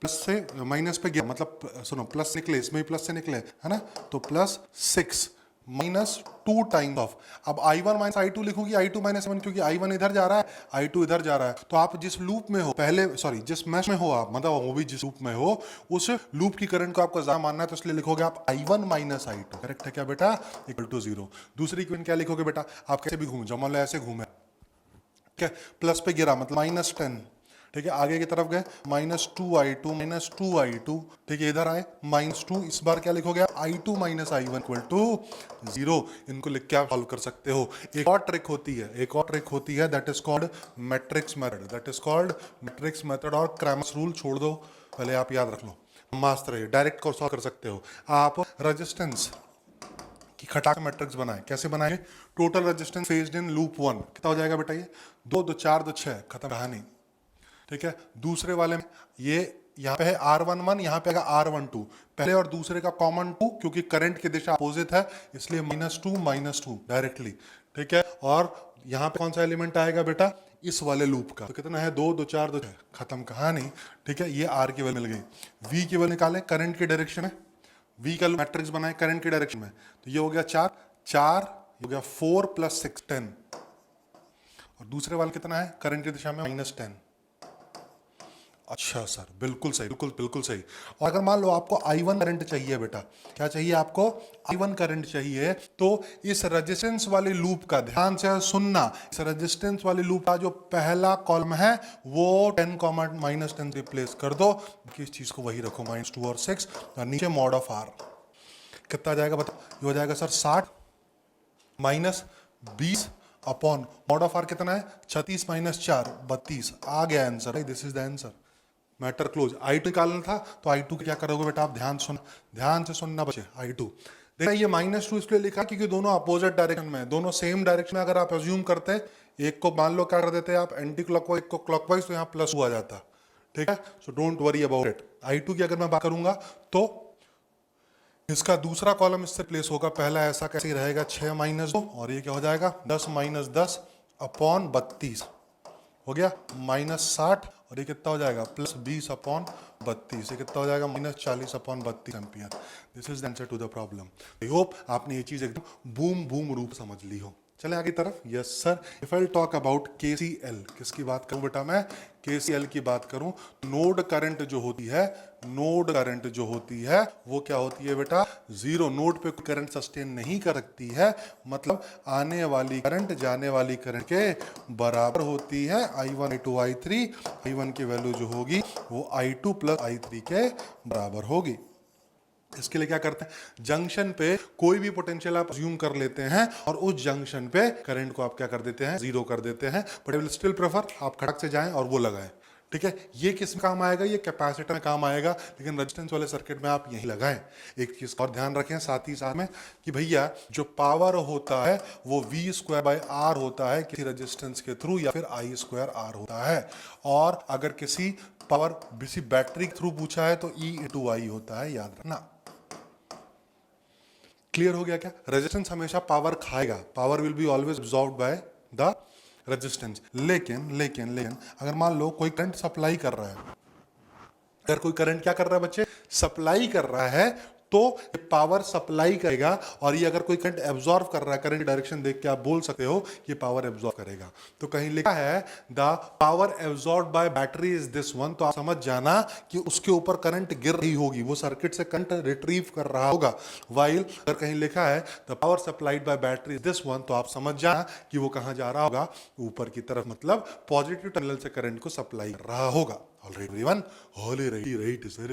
नाउ अब चलते हैं आगे, अब तो उड़ा दोगे तुम, अब कुछ भी उड़ा दोगे। हाँ, तो मैं इसकी बात कर रहा था, तो अगर आप यहां देखो पैरेलल, इसमें सीरीज कॉम्बिनेशन की बात करो तो नेट ई नेट कितना आ जाएगा बताओ, अब घूमोगे पूरे में, E1 plus E2 up to E आ जाएगा, ठीक है। आई कितना आ जाएगा, E1 अप टू EN, नीचे कितना आ जाएगा, R1 plus R2 up to RN plus capital R। ये क्या हो जाएगा बेटा, ये आपका नेट, इस पूरे का नेट रेजिस्टेंस जाएगा, और ऊपर वाली टर्म क्या हो जाएगी, पूरे का नेट EMF हो जाएगा। तो पहला, दूसरा करंट, तीसरा मैटर, क्लोज, खत्म। कहानी करें। हाँ सर, बात करते हैं पैरेलल ग्रुपिंग की, ध्यान सुनना, पैरेलल ग्रुपिंग, इसको ध्यान समझने की कोशिश करना, मैं कैसे बता रहा हूं। यहां से करंट I1 मिलेगा, I2 मिलेगा, I3 मिलेगा, करेक्ट है। यहां से करंट क्या मिलेगा, I जो मिलने वाला है वो E1 अपॉन R1 होने वाला है, plus E2 upon R2 up to कहां कहां तक, EN अपॉन RN मिलने वाला है। आई क्या होगा बेटा, E1 upon R1 plus E2 upon R2 up to EN upon RN, ये नेट करंट होगा। और ये नेट करंट किसके बराबर होना चाहिए छोटे, E अपॉन, ध्यान सुना, आई होगा, हाँ हाँ हाँ ठीक है। और ये नेट करंट किसके बराबर होना चाहिए, जरा सोच के बताएं सर। ये नेट करंट होना चाहिए E अपॉन R के बराबर होना चाहिए, तो ठीक है। तो E अपॉन, मान लेते हैं क्या है ये, स्मॉल r है, देखते हैं ध्यान से, मान लेते हैं E upon small r should be equal to E1 upon R1 plus E2 upon R2 plus up to EN upon RN। तो ऐसे ही याद रखना है, ऐसे ही याद रखना है, जैसे बोलूंगा एकदम भी गलती नहीं होगी आपसे। हाँ सर, तो E इक्वल टू ये पूरा ढमकाना times of small r, correct है, बिल्कुल सर। और R इक्विवेलेंट पैरेलल के लिए कितना होता है आपको पता है, 1 अपॉन R की वैल्यू होती है बेटा 1 upon R1 plus 1 upon R2 up to 1 upon RN। तो इस R की वैल्यू कितनी है बेटा, मुझे बताओ। इस R को मैं ऐसा लिख सकता था, 1 अपॉन R, फील कर पा रहे हैं आप लोग। हाँ सर, और 1 अपॉन R की वैल्यू कितनी है, 1 upon R1 plus 1 upon R2। तो ये आपको याद हो जाएगा, बिल्कुल ऐसे ही याद रखना। कैसे सर, आपने net E upon small r current होगा सर, वो E1 upon R1 plus E2 upon R2, R को सर यहाँ मल्टीप्लाई कर दो, और ये जो R है सर, इसको 1 अपॉन R सकते हैं, और 1 अपॉन R कितना है, 1 upon R1 plus 1 upon R2। खत्म कहानी, खत्म सर। R इक्विवेलेंट कितना, खत्म कहानी, खत्म सर। E इक्विवेलेंट कितना हो जाएगा, सारे सेल बराबर हो जाए तो बताओ मुझे। E आएगा, R equivalent R by N, current हो जाएगा E upon R by N plus. ये सब तो केसेस हैं, पर आपको ऐसे दोनों केसेस को याद रखना है, चाहे पैरेलल ग्रुपिंग हो, चाहे मिक्स ग्रुपिंग ऑफ सेल्स हो। आगे चलते हैं। हाँ, एक ये वाला है, मान लो हाँ, अब इन दोनों को मिक्स ग्रुपिंग कर दिया, ठीक है। तो आपको पता है, अब आपको पता चल चुका है, अच्छा सर, पहले जो सीरीज वाला है उसमें तो सबको EMF को क्या कर देने का है, अपन को ऐड कर देने का है, और रेजिस्टेंस को भी ऐड कर देने का है। और जब उसको सर पैरेलल बनाया है, तो sir E upon net R होने का है, वो E1 upon R1 plus E2 upon R2। और ये R जो होगा सर, ये जो भी चीजें अपन ने ऐड करी है, वो 1 अपॉन R के फॉर्मेट में जाएगा। तो आपको कुछ ऐसा मिल जाएगा, क्लियर है क्या। यू कैन इजिली डू, चलो मतलब कर लेते हैं ना, कर लेते, चलो। N cells be connected series in one row, है ना, and M rows of cells in parallel, ठीक है। ऐसे कितने, ऐसे M है, और ऐसे कितने कनेक्टेड है, ऐसे N कनेक्टेड है। फील करते जाना भाई, एक ब्रांच का नेट EMF कितना होगा सर, N होगा, कहानी खत्म करो आप तो। और नेट रेजिस्टेंस कितना होगा सर, NR होगा, कहानी खत्म करो आप तो। यस सर, बिल्कुल सही सर, बिल्कुल सही। और E नेट R कितना होगा, ऐसे कितने सेल लगे हुए हैं, M सेल लगे हुए हैं, करेक्ट है। तो नेट R 1 अपॉन R कितना हो जाएगा भैया सर, ऐसे पैरेलल में लगे हुए हैं ना, तो NR, तो देखना ध्यान से कैसे लिखा हुआ है, 1 upon NR plus 1 upon NR, ऐसे लगे हुए हैं, ठीक है। तो 1 अपॉन R इक्वल टू कितना लिखा हुआ है, देखना ध्यान से, कितने टाइम्स लगे हुए हैं, M upon N into R, correct है, करेक्ट है सर, मतलब R बोल दो। तो R की वैल्यू कितनी आ गई, NR अपॉन M। हाँ सर, खत्म कहानी हो गई सर। और नेट E की वैल्यू कितनी आ जाएगी बेटा, ऐसे कितने बार लगे हुए हैं, NE पैरेलल में sir, M into N into E के बराबर लगे हुए हैं, मल्टीप्लाइड बाय R। देखो ध्यान से, मल्टीप्लाइड बाय, देखो m into n into e के बराबर लगे हुए हैं। टेल मी यस और no. Yes sir. Net current कितना होगा भैया? सर नेट करंट तो होगा सर जो भी आपका ई नेट आएगा, यस और नो? हाँ sir. Upon sir external resistance plus R net आएगा। करेक्ट है।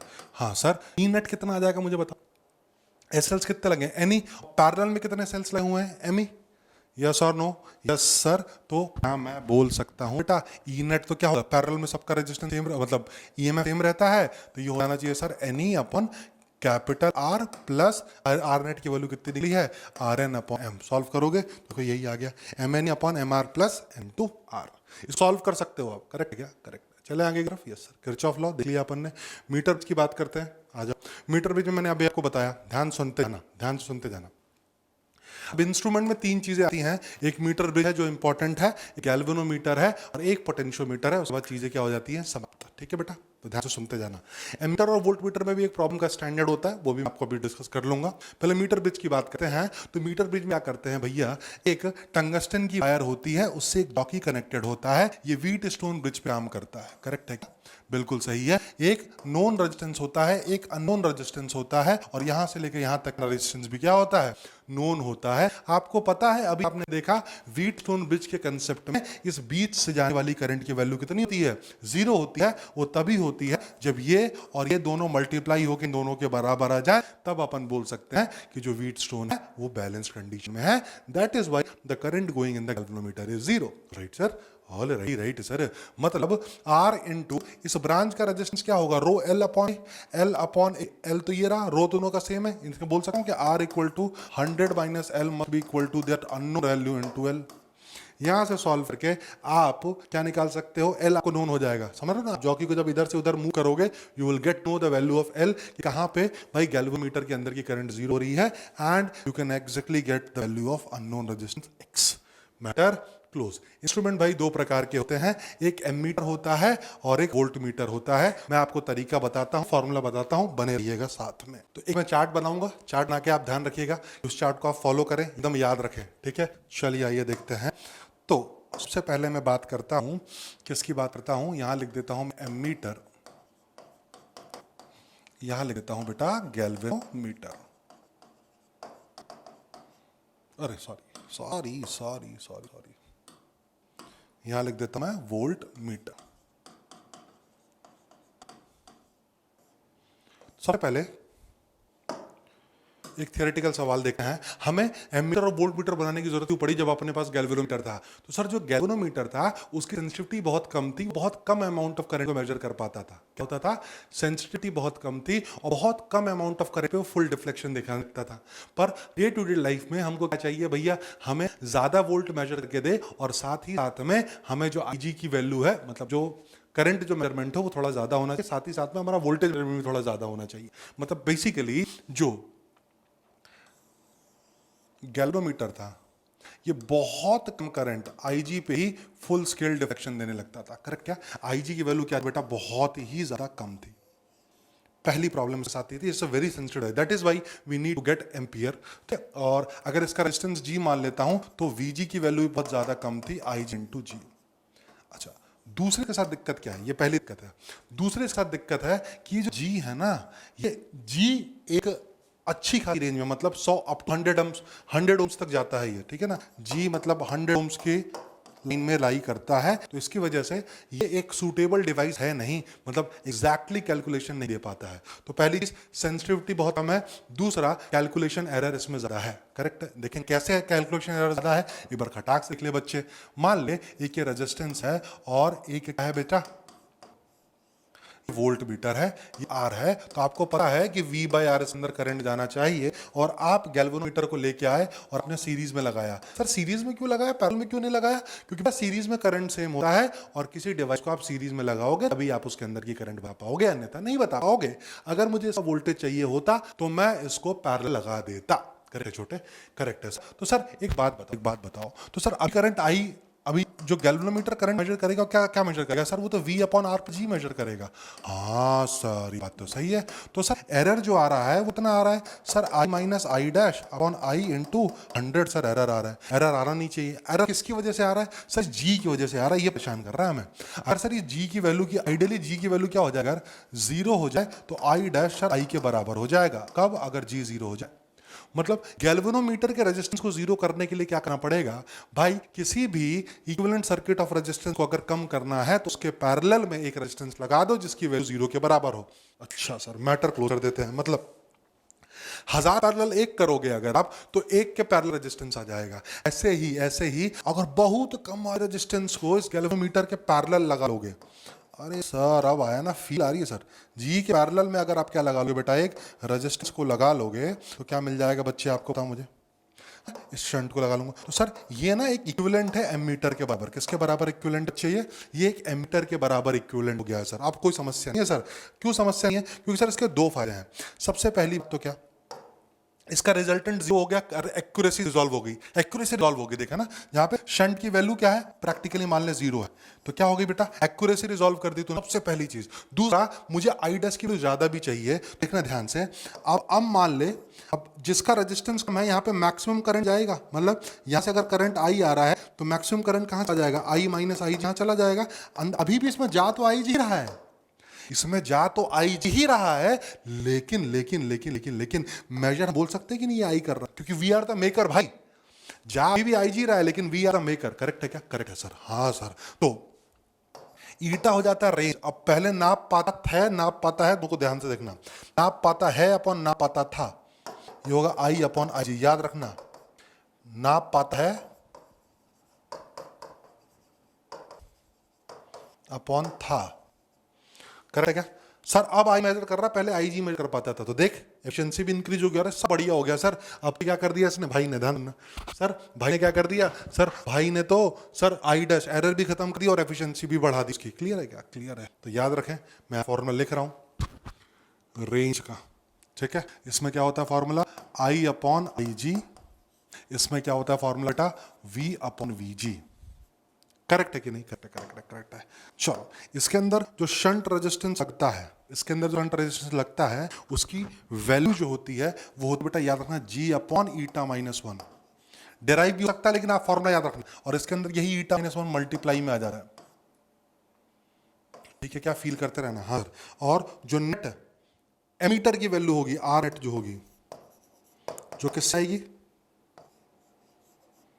जी और इसके पैरेलल में लगाने से ये निकल के आती है बेटा जी अपॉन ईटा, और इसमें कितना निकल के आता है? Eta into D. ठीक है कि नहीं? ये तीन फॉर्मूले आप याद रखोगे, जिंदगी में कभी भी गलती नहीं करोगे आप वोल्ट मीटर और एमीटर की रीडिंग में। साथ ही साथ में आपको एक चीज और याद रखनी है बच्चे, ये वोल्ट मीटर एक, अब वोल्ट मीटर की बात तो करी नहीं अपन ने सीधे किसकी बात करी? हाँ, तो एक बार वोल्ट मीटर की बात करते हैं। तो आप मुझे बताओ, अगर एक रेजिस्टेंस है, इसके पैरेलल में अगर एक बैटरी लगी हुई है, तो भाई इसको मेजर कितना चाहिए? अगर इसके पीछे गैल्वेनोमीटर लगा दिया, इसको मेजर करना चाहिए E is equal to VE को मेजर करना चाहिए। लेकिन हो क्या? अब ये करंट प्रॉपर नहीं देगा, करंट इधर भी जाने लग जाएगी, तो होगा यूं कि भाई I इंटू आर होगी वैल्यू। ध्यान सुन बच्चे, है ना? I इंटू आर जो वैल्यू होगी, अब वो V के बराबर बची नहीं होगी। करेक्ट है क्या? हाँ सर, बात तो सही है। तो अगर नहीं बची होगी तो आप क्या चाहते क्या कि भाई IG करंट ना खाए? आई करंट ना खाए मतलब इसका रेजिस्टेंस क्या होना चाहिए? आइडली इनफाइनाइट होना चाहिए अगर वोल्ट मीटर में यूज करना है। तो इसके लिए क्या कर देते हैं बेटा? गैल्वेनोमीटर के साथ एक रेजिस्टेंस लगा देते हैं जिसकी वैल्यू बहुत हाई होती है। तो क्या मैं ऐसा बोल दूं कि इसके लिए जो सर्किट होता है वो कैसा होता है? ऐसा होता है जिसकी वैल्यू बहुत हाई होती है और की वैल्यू बहुत कम होती है। That you should know. Alright everyone, बिल्कुल सही सर, एकदम चमक गया, बूम बूम, कोई दिक्कत नहीं है। अच्छा, कई बार क्वेश्चन में वोल्ट मीटर और एमीटर के रेजिस्टेंस को दे रखा होता है, तो घबराना नहीं है। कभी अगर मान लो किसी पैरेलल वोल्ट मीटर या मीटर कहीं दिख जाए आपको, तो आपको क्या करना है? सिंपली रिमूव वोल्ट मीटर और ammeter with their resistances.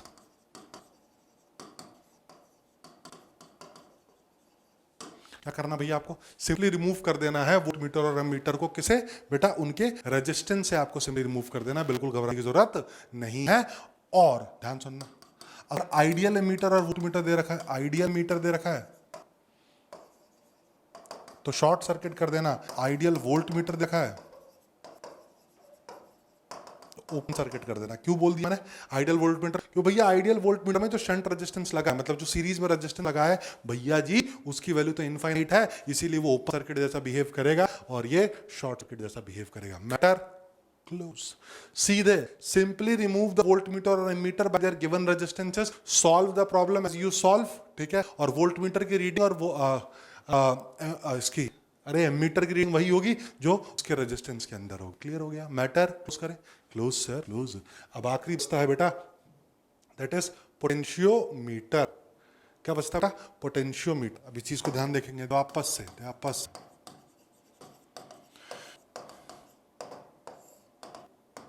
Potentiometer की अगर मैं बात कर रहा हूं बेटा, तो पोटेंशियोमीटर के अंदर मीटर ब्रिज का कंसेप्ट इस्तेमाल किया जाता है, पर इसके अंदर दो सर्किट होते हैं, एक प्राइमरी सर्किट होता है और एक सेकेंडरी सर्किट होता है। कौन से सर्किट होते हैं बच्चे? एक प्राइमरी सर्किट होता है और दूसरा सेकेंडरी सर्किट होता है। ध्यान से देखना है। प्राइमरी सर्किट में क्या होता है बेटा? एक प्राइमरी कॉइल होता है, उसका एक इंटरनल रेजिस्टेंस होता है उस प्राइमरी कॉइल का, करेक्ट है। साथ में एक रियोस्टेट लगा देते हैं अपन, है ना, और इसके पैरेलल में एक टंगस्टन वही वाली वायर ऐड कर देते हैं। यहाँ तक समझ जाना, ठीक है क्या? ठीक है सर, ठीक है। इसका रेजिस्टेंस बोल देता हूँ मैं कैपिटल आर।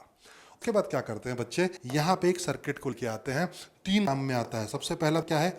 ईएमएफ नापने के काम आता है। किसके काम आता है बेटा? ईएमएफ नापने का काम आता है। कैसे आए ईएमएफ नापने के काम? जरा देखना ध्यान से। इसको इसके ऊपर मूव करना स्टार्ट करते हैं, इसको इसके ऊपर क्या करते हैं बेटा?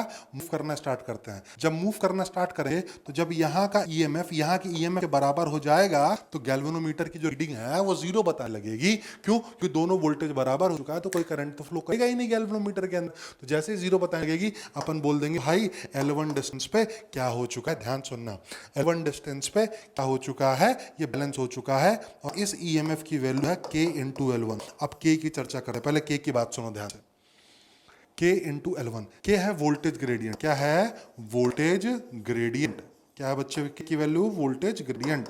वोल्टेज ग्रेडियंट बोले तो वोल्टेज पर यूनिट लेंथ कितना है, वोल्टेज पर यूनिट लेंथ कितना है। तो जरा देखो यहां से यहां तक वोल्टेज कितना होगा, पहले निकाल इस पूरे रेजिस्टेंस के अक्रॉस निकाल लेते हैं ना, ध्यान से देखना है ना, इस पूरे रेजिस्टेंस के अक्रॉस। सर करंट जो जा रहा है पूरे के अंदर कितना जा रहा है? Sir E upon capital R plus I n plus capital R H. Feel आया क्या?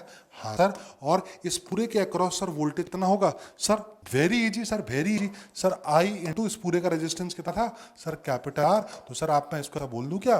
Sir E into capital R upon R plus R in plus R H. अरे बिल्कुल बोल मेरे जीते, कोई दिक्कत क्या? नहीं सर। और sir voltage per unit length की अगर मैं बात करूंगा तो सर क्या K को ऐसा बोल दो E into capital R on L into R plus R in plus R. Matter कर दूं क्या क्लोज? हाँ सर। तो ये K की वैल्यू है, भूले ना। अच्छा सवाल पूछेगा तो वो सेकेंडरी सर्किट से नहीं पूछेगा, वो प्राइमरी सर्किट से ही अच्छा सवाल पूछेगा। क्लियर हो गया क्या? क्लियर हो गया सर। दूसरा काम क्या होता है? कंपेयर करने का काम आता है। किसके काम आता है छोटे? कंपेयर करने के काम आता है। कैसे? एक और बैटरी ले आए, इसको जोड़ा, एक में L1 मिला एक में L2 मिला, तो आपको पता चल जाएगा E1 अपॉन E2 की जो वैल्यू होगी वो L1 अपॉन L2 के बराबर होगी। और आखिरी काम जो होता है वो करते हैं भैया क्या? पोटेंशियोमीटर से इंटरनल रेजिस्टेंस ऑफ बैटरी पता करते हैं। क्या पता करते हैं बच्चे? इंटरनल रेजिस्टेंस ऑफ बैटरी पता किया जाता है। ये आखिरी काम इसका। किसका काम है ये? इंटरनल रेजिस्टेंस ऑफ बैटरी पता करना। इससे जब सॉल्व करते हैं तो आपको आर इन की वैल्यू जो होती है वो पता चलती है are upon L1 upon L2 minus 1। फॉर्मूले को आप याद भी कर सकते हो। क्लियर है क्या? L1 L2 मतलब कैसे किए? ध्यान सुनना ध्यान सुनना। ये सेकेंडरी सर्किट बना रहा हूं, ऊपर प्राइमरी सेम ऐसा कैसे है? ये नॉन रेजिस्टेंस है। ये कैसा है बच्चा? ये नॉन रेजिस्टेंस है, याद रखें। This is the non resistance और इसको जॉकी से कट कर दिया गया है, ठीक है। तो सबसे पहले इस स्विच को कनेक्ट किया, देखा रीडिंग ली L1, उसके बाद इस स्विच को कनेक्ट किया, रीडिंग ली L2, करेक्ट है क्या? करेक्ट है सर। उसके बाद आर की वैल्यू जो निकल के आती है वो आती है capital R upon L1 by L2 minus 1। यहां पे समाप्त होता है आपका कौन सा बेटा? करंट एंड इलेक्ट्रिसिटी वाला ऑप्शन। ठीक है। आरसी सर्किट पे थोड़ा सा बाद में आएंगे, अभी मैंने जरूर लिख रखा है, लेकिन इसको थोड़ा सा बाद में डिस्कस करेंगे जब मैं आपको नेक्स्ट सेशन में इंडक्टर बताऊंगा, तब पूरी आरएलसी सर्किट की कहानी बताऊंगा, ताकि आपको एसी समझने में बहुत आसान हो जाए। क्लियर है क्या? क्लियर है, घबराने का नहीं है। नाउ मूविंग ऑन, इस चीज पे वापस आएंगे, डोंट वरी अबाउट इट। चल, हीटिंग जूल्स लो आपको पता है भाई, आई स्क्वायर आर टी मैंने आपको सब बता दिया, सब बता दिया, सब बता दिया। पावर ई स्क्वायर आर, ठीक है। किसी भी रेजिस्टेंस के अक्रॉस का पावर निकलना है आपको, तो ई स्क्वायर बाई आर कर लो या फिर आई स्क्वायर आर कर लो, बात एक ही है। या फिर किसी भी बैटरी के अक्रॉस का पावर सप्लाई निकालना है तो देख लो भैया, करंट की दर पॉजिटिव से ऊपर की तरफ जा रही है तो सप्लाई कर रहा होगा, नहीं तो क्या कर रहा होगा? एब्जॉर्ब कर रहा होगा। अब बात करते हैं the next topic, that is called capacitor, that is called capacitor. Now it is device, ठीक है। इसके अंदर अब ज्यादा कुछ बचा नहीं है कायदे से अगर देखा जाए तो। मेन पूरा पूरा जो केवीएल पढ़ा अपन ने, केसीएल पढ़ा अपन ने, और जो कैपेसिटर्स का क्या बचा, कैपेसिटर का क्या क्या अपन ने रेजिस्टेंस का जो वो किया था, मतलब आर इक्विवेलेंट निकालने का तरीका निकाला था, सेम सही कैपेसिटेंस के साथ होता है, बस वहां पे वो सीरीज, यहाँ पे वो पैरेलल, वहां पे वो पैरेलल, यहाँ पे वो सीरीज, मैटर क्लोज। तो कैपेसिटेंस क्या होती है? It is a device which stored, ठीक है, which is used to store electrical energy in the form of electric field. Clear हो गया? क्लियर हो गया। कैपेसिटेंस क्या होता है? Capacitance of a conductor is a measure of ability of conductor to store electric charge and hence electric energy on it. जो conductors होते हैं वो चार्ज को कहाँ रखते हैं बेटा? अपनी सरफेसेस पे रखते हैं। कहाँ रखते हैं चार्जेस को? अपने सरफेसेस पे स्टोर करके रखते हैं। तो इनकी जो कई टेंडेंसी है चार्जेस इस पे स्टोर करके रखने की, उसी क्या कहा जाता है बेटा? कैपेसिटेंस कहा जाता है। देखा गया V की वैल्यू डायरेक्टली प्रोपोर्शनल है Q के, तो यहाँ से बोल देते हैं Q इक्वल टू CV, जहाँ C किस पे डिपेंड करता है बेटा? Shape and size of conductor and the relative percentage placement with respect to each other medium surrounding on the conductor. Clear हो गया? Q इक्वल टू CV होता है। कुल क्या बात इतनी सी है। और कैपेसिटर इलेक्ट्रिक एनर्जी के फॉर्म में क्या स्टोर करके रखता है? एनर्जी को स्टोर करके रखता है इलेक्ट्रिक फील्ड के फॉर्म में। नाउ आपको पता होना चाहिए कि भाई स्फेरिकल कंडक्टर के लिए सी की वैल्यू कितनी होती है? 4 पाई एप्सिलॉन नॉट आर। सी के लिए कितनी होती है बेटा? जिसका रेडियस आर है, दैट इज गिवन है 4 पाई एप्सिलॉन नॉट आर। सारी वैल्यूज को अगर पुट करोगे बेटा, you will get around 711 microfarad of earth capacitance. तो देख लो, एक फैराड कितनी बड़ी क्वांटिटी है। पूरी पृथ्वी का कैपेसिटेंस 711 माइक्रोफैराड है। माइक्रो मतलब 10 टू द पावर -6 के ऑर्डर का। So farad is a very big unit. Alright everyone, alright right. Now moving on, the capacitance of parallel plate capacitor. Parallel plate capacitor का जो capacitance होता है, that is given bye, याद रखना बेटा, epsilon naught A by D। ठीक है, जहां पे D क्या होता है बेटा? Distance between these to plates. और A क्या होता है बेटा? ये जो ऐसी प्लेट्स रखी है ना बेटा, इसका ये वाला एरिया, क्रॉस सेक्शनल एरिया। क्या फील करना, ऐसी दो प्लेट्स हैं, ऐसी दो प्लेट्स हैं, तो ये जो एरिया है that is A and the separation between plate is D। Alright everyone, alright sir. चलिए ये देखते हैं, अगर आप डाइलेक्ट्रिक को इंसर्ट कर देते हो तो कैपेसिटेंस पे क्या फर्क पड़ता है। तो सबसे पहली बात तो आप देखिए ध्यान से, डाइलेक्ट्रिक होता क्या है, कैसे इफेक्ट करता है, इस पे थ्योरेटिकल सवाल पूछ सकता है। ठीक है, तो चलिए शुरू करते हैं। तो डाइलेक्ट्रिक एक वो फैक्टर है, ठीक है, डाइलेक्ट्रिक एक वो फैक्टर है जिस फैक्टर से मीडियम के अंदर इलेक्ट्रिक फोर्स या इलेक्ट्रिक फील्ड कम होता है। अच्छा ठीक है सर, क्या बोला सर? सर ने बोला डाइलेक्ट्रिक एक वो फैक्टर है जिस फैक्टर से मीडियम के पार्टिकल के बीच में लग रहे इलेक्ट्रिक फोर्स या उस मीडियम में एग्जिस्टिंग इलेक्ट्रिक फील्ड कम होती है। मतलब sir it is a property of medium. हाँ बिल्कुल, yes, it is a property of medium.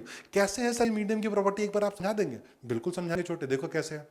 अच्छा सर, दो प्लेट रखी, आपने इलेक्ट्रिक फील्ड दिया, आप बीच में मीडियम लेके आओगे तो उस मीडियम के पास कुछ पॉजिटिव नेगेटिव चार्ज दोनों रहेंगे, तो इलेक्ट्रिक फील्ड की दिशा में, ध्यान रखना बच्चे, इलेक्ट्रिक फील्ड की दिशा में जो पॉजिटिव चार्जेस है वो एक्यूमुलेट होना स्टार्ट कर देंगे और जो नेगेटिव चार्जेस हैं, ऐसा कुछ सीन है, यहाँ से तुमने इलेक्ट्रिक फील्ड दिया, इस मीडियम के पास पॉजिटिव नेगेटिव चार्ज हैं, तो ये क्या करेगा बच्चे, यहाँ पे नेगेटिव चार्जेस को अट्रैक्ट कर लेगा, यहाँ पे पॉजिटिव चार्ज को अट्रैक्ट कर लेगा, और साथ ही साथ में ये एक इंटरनल इलेक्ट्रिक फील्ड प्रोवाइड करना स्टार्ट कर देगा, सच दैट इसके अंदर की जो इलेक्ट्रिक फील्ड है वो ई माइनस क्या हो जाएगी बेटा, ई इनसाइड हो जाएगी।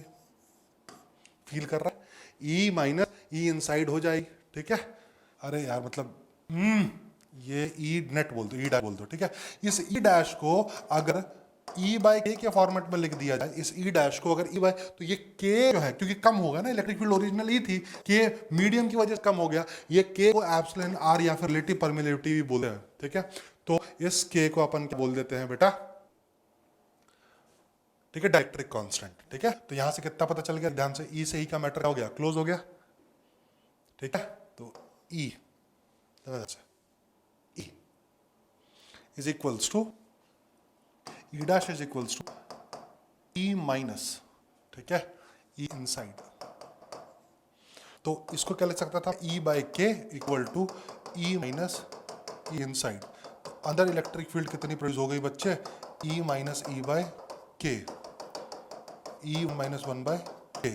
सिमिलरली E कितना होता है बेटा, सिग्मा बाय एप्सिलॉन नॉट होता है। सिमिलरली आप वहां से भी बोल सकते हो क्या कि भाई चार्ज को भी आप ऐसा ही बोल सकते थे, Q times of 1 minus 1 by K, ठीक है, सही है। कैपेसिटेंस क्या होगा, मीडियम के अंदर कैपेसिटेंस, ठीक है। अगर मान लो T विड्थ तक, पूरे में नहीं डाली, T विड्थ तक डाली है डी वाले डिस्टेंस में से, क्या होगा, नेट कैपेसिटेंस कैसे फर्क पड़ेगा।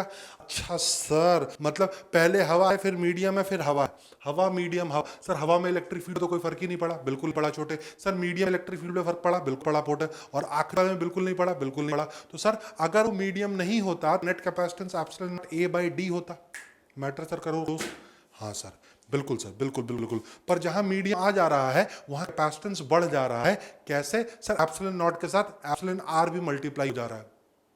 हाँ सर, बिल्कुल सही, बिल्कुल सही, ठीक। तो सर जहां जहां मीडियम है तो मैं ऐसा बोल सकता हूं क्या, epsilon naught A by D की जगह के epsilon naught A by D में फॉर्मूला याद रखूं, और मैं क्या बोल दूं, epsilon naught A upon D by के याद रख लूं क्या। हाँ सर, बिल्कुल याद रख लो, मेरे को क्या फर्क पड़ रहा है सर, के को ऊपर लिखो चाहे रेसिप्रोकल के नीचे रखो। हाँ सर, बिल्कुल रखा। तो डी बाय के इक्वल टू 1, जब पूरा पूरा क्या हो जाए छोटे, जो नेट डिस्टेंस है पूरा का पूरा एयर बढ़ा हो। लेकिन अगर के अलग अलग मीडियम से बढ़ा है तो पहले एयर, तो डी माइनस टी जो लेंथ होगी उसके अंदर एयर है, तो d minus t by 1 plus t by k. समझ गए क्या आप लोग, हाँ sir. So this is how you write. अगर मान लो इसमें खूब सारे डाइलेक्ट्रिक स्लैब्स भी होते, आप उनके लिए भी इक्वेशन लिख लेते, जहां हवा थी, हवा के नीचे डी माइनस जो भी था T1 T2 T3 अपॉन 1 और plus T1 by K1 plus T2 by K2 plus फलाना ढकाना, that you can write at any time. ठीक है बेटा, चलिए आगे चलते हैं। पोटेंशियल डिफरेंस, अच्छा कई बार ध्यान सुनो, कई बार वेरिएबल कैपेसिटेंस निकालने के लिए पूछ देते हैं, ठीक है, वेरिएबल कैपेसिटेंस भी निकालने के लिए पूछ देते हैं। आई थिंक 2020 में सवाल पूछा है, ठीक। तो उसमें आपको पता होना चाहिए एलिमेंट कैसे लेना है। अब epsilon naught A by D आपने देख तो लिया पैरेलल प्लेट कैपेसिटर के चक्कर में, लेकिन मान लो अगर आप सवाल कुछ ऐसा पूछ दिया तो क्या करेंगे, तो क्या करेंगे। तो भाई आपको ध्यान सुनना, आप ये दो मीडियम है, कैसा एक ऐसा, राइट, एक ये है भाई और दूसरा क्या है बच्चे, ये है। करेक्ट है। यहां पे मान लो 1 है, यहां पे मान लो क्या है बेटा, k है। Now you have to find out the value of net capacitance between these two. तो बेसिकली देखना बेटा, इसके और इसके बीच में लेके निकालना है, ठीक है। तो मतलब ऐसे खूब सारे कैपेसिटर्स का स्टैक बोल सकता हूं क्या मैं, यहां पे ऐसे दो कैपेसिटर्स का स्टैक है, एक इधर और एक ये क्या है इधर, सही है। तो x दूरी पे dx लेके इसके लिए आप c निकालो और इसके लिए c निकालो, और इन दोनों सीरीज या पैरेलल में देख के आप उसको सॉल्व कर सकते हो। मतलब या x में वेरी होगा या फिर y में वेरी होगा। छोटा सा एग्जांपल ले लेते हैं, आ जाओ। मान लो अगर एप्सिलॉन x का फंक्शन है, मतलब समय के साथ मतलब इधर जा रहे हो अब आप, तो एप्सिलॉन आर चेंज हो रहा है, मतलब डाइलेक्ट्रिक कांस्टेंट क्या हो रहा है बेटा, चेंज हो रहा है। तो क्या करोगे, कैसे सॉल्व करोगे बताओ। सर कुछ नहीं, x दूरी पे एक dx एलिमेंट एज्यूम कर लूंगा जिसकी चौड़ाई कितनी होगी, dx छोड़ा होगी, करेक्ट है, बिल्कुल सर करेक्ट है। फिर इस dx के लिए मैं dc निकाल लूंगा और इन सब को वापस पैरेलल में लिख दूंगा, सर सिंपली इंटीग्रेट कर दूंगा, बिल्कुल सही सर। तो कितना होगा इस dx के लिए dt, यहाँ पे जाने के बाद epsilon naught as a function of a हो जाएगा, ठीक है, ये बिल्कुल सही सर। और अंदर कितना गया, a लेंथ तक गया है, जो भी लिया होगा आप लिख लेना, ठीक है, अपन, ठीक है। इन दोनों के बीच का सेपरेशन कितना है बेटा, dx है, करेक्ट है नहीं? हाँ बात तो सही की हो सर। ये एक्चुअली किसकी वैल्यू है सुनना, ये एक्चुअली किसकी वैल्यू है, एक कैपेसिटेंस की है।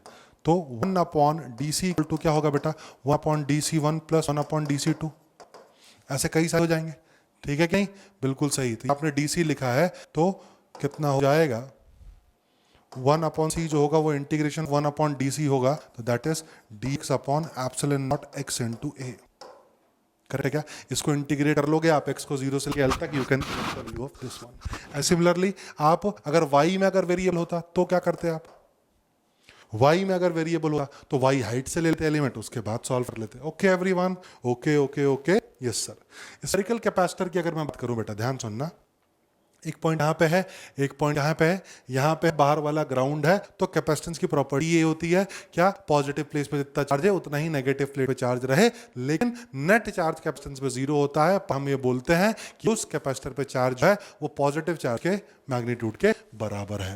Right everyone, all right sir. तो ये चीज आपने आई थिंक इलेक्ट्रोस्टैट्स में पढ़ी होगी, इलेक्ट्रोस्टैट्स में आपने देखा होगा, फिर भी एक बार मैं रिकॉग्नाइज कर देता हूं। आपको पता है क्या कि भाई किसी भी कंडक्टर के अंदर इलेक्ट्रिक फील्ड 0 होती है, इसका मतलब इलेक्ट्रिक फील्ड का चेंज 0 है अगर, तो पोटेंशियल क्या रहने वाला है अंदर, कांस्टेंट होने वाला है, और वही सरफेस के पोटेंशियल के बराबर भी होता है। बिल्कुल सही बात बोले सर आप। मतलब अगर ध्यान सुनना, इन दोनों पॉइंट्स के बीच का पोटेंशियल डिफरेंस निकालना रहे तो के क्यू बाय ए, देख लो ध्यान से, ये कितना बेटा, इस पे चार्ज कितना है, के क्यू बाय ए, और इसकी वजह से इसके अंदर कितना होगा, के क्यू बाय बी होगा, करेक्ट है कि नहीं, करेक्ट है। पर इसके सरफेस पे कितना होगा, के q by B minus k q by B, correct है कि नहीं, देख लो ध्यान से, यस और नो, बिल्कुल सही है सर। तो क्या ऐसा कुछ बन जाएगा, देख लें ध्यान से, दिस विल गिव यू के क्यू बी माइनस ए अपॉन बी माइनस ए, करेक्ट है क्या, बिल्कुल सही।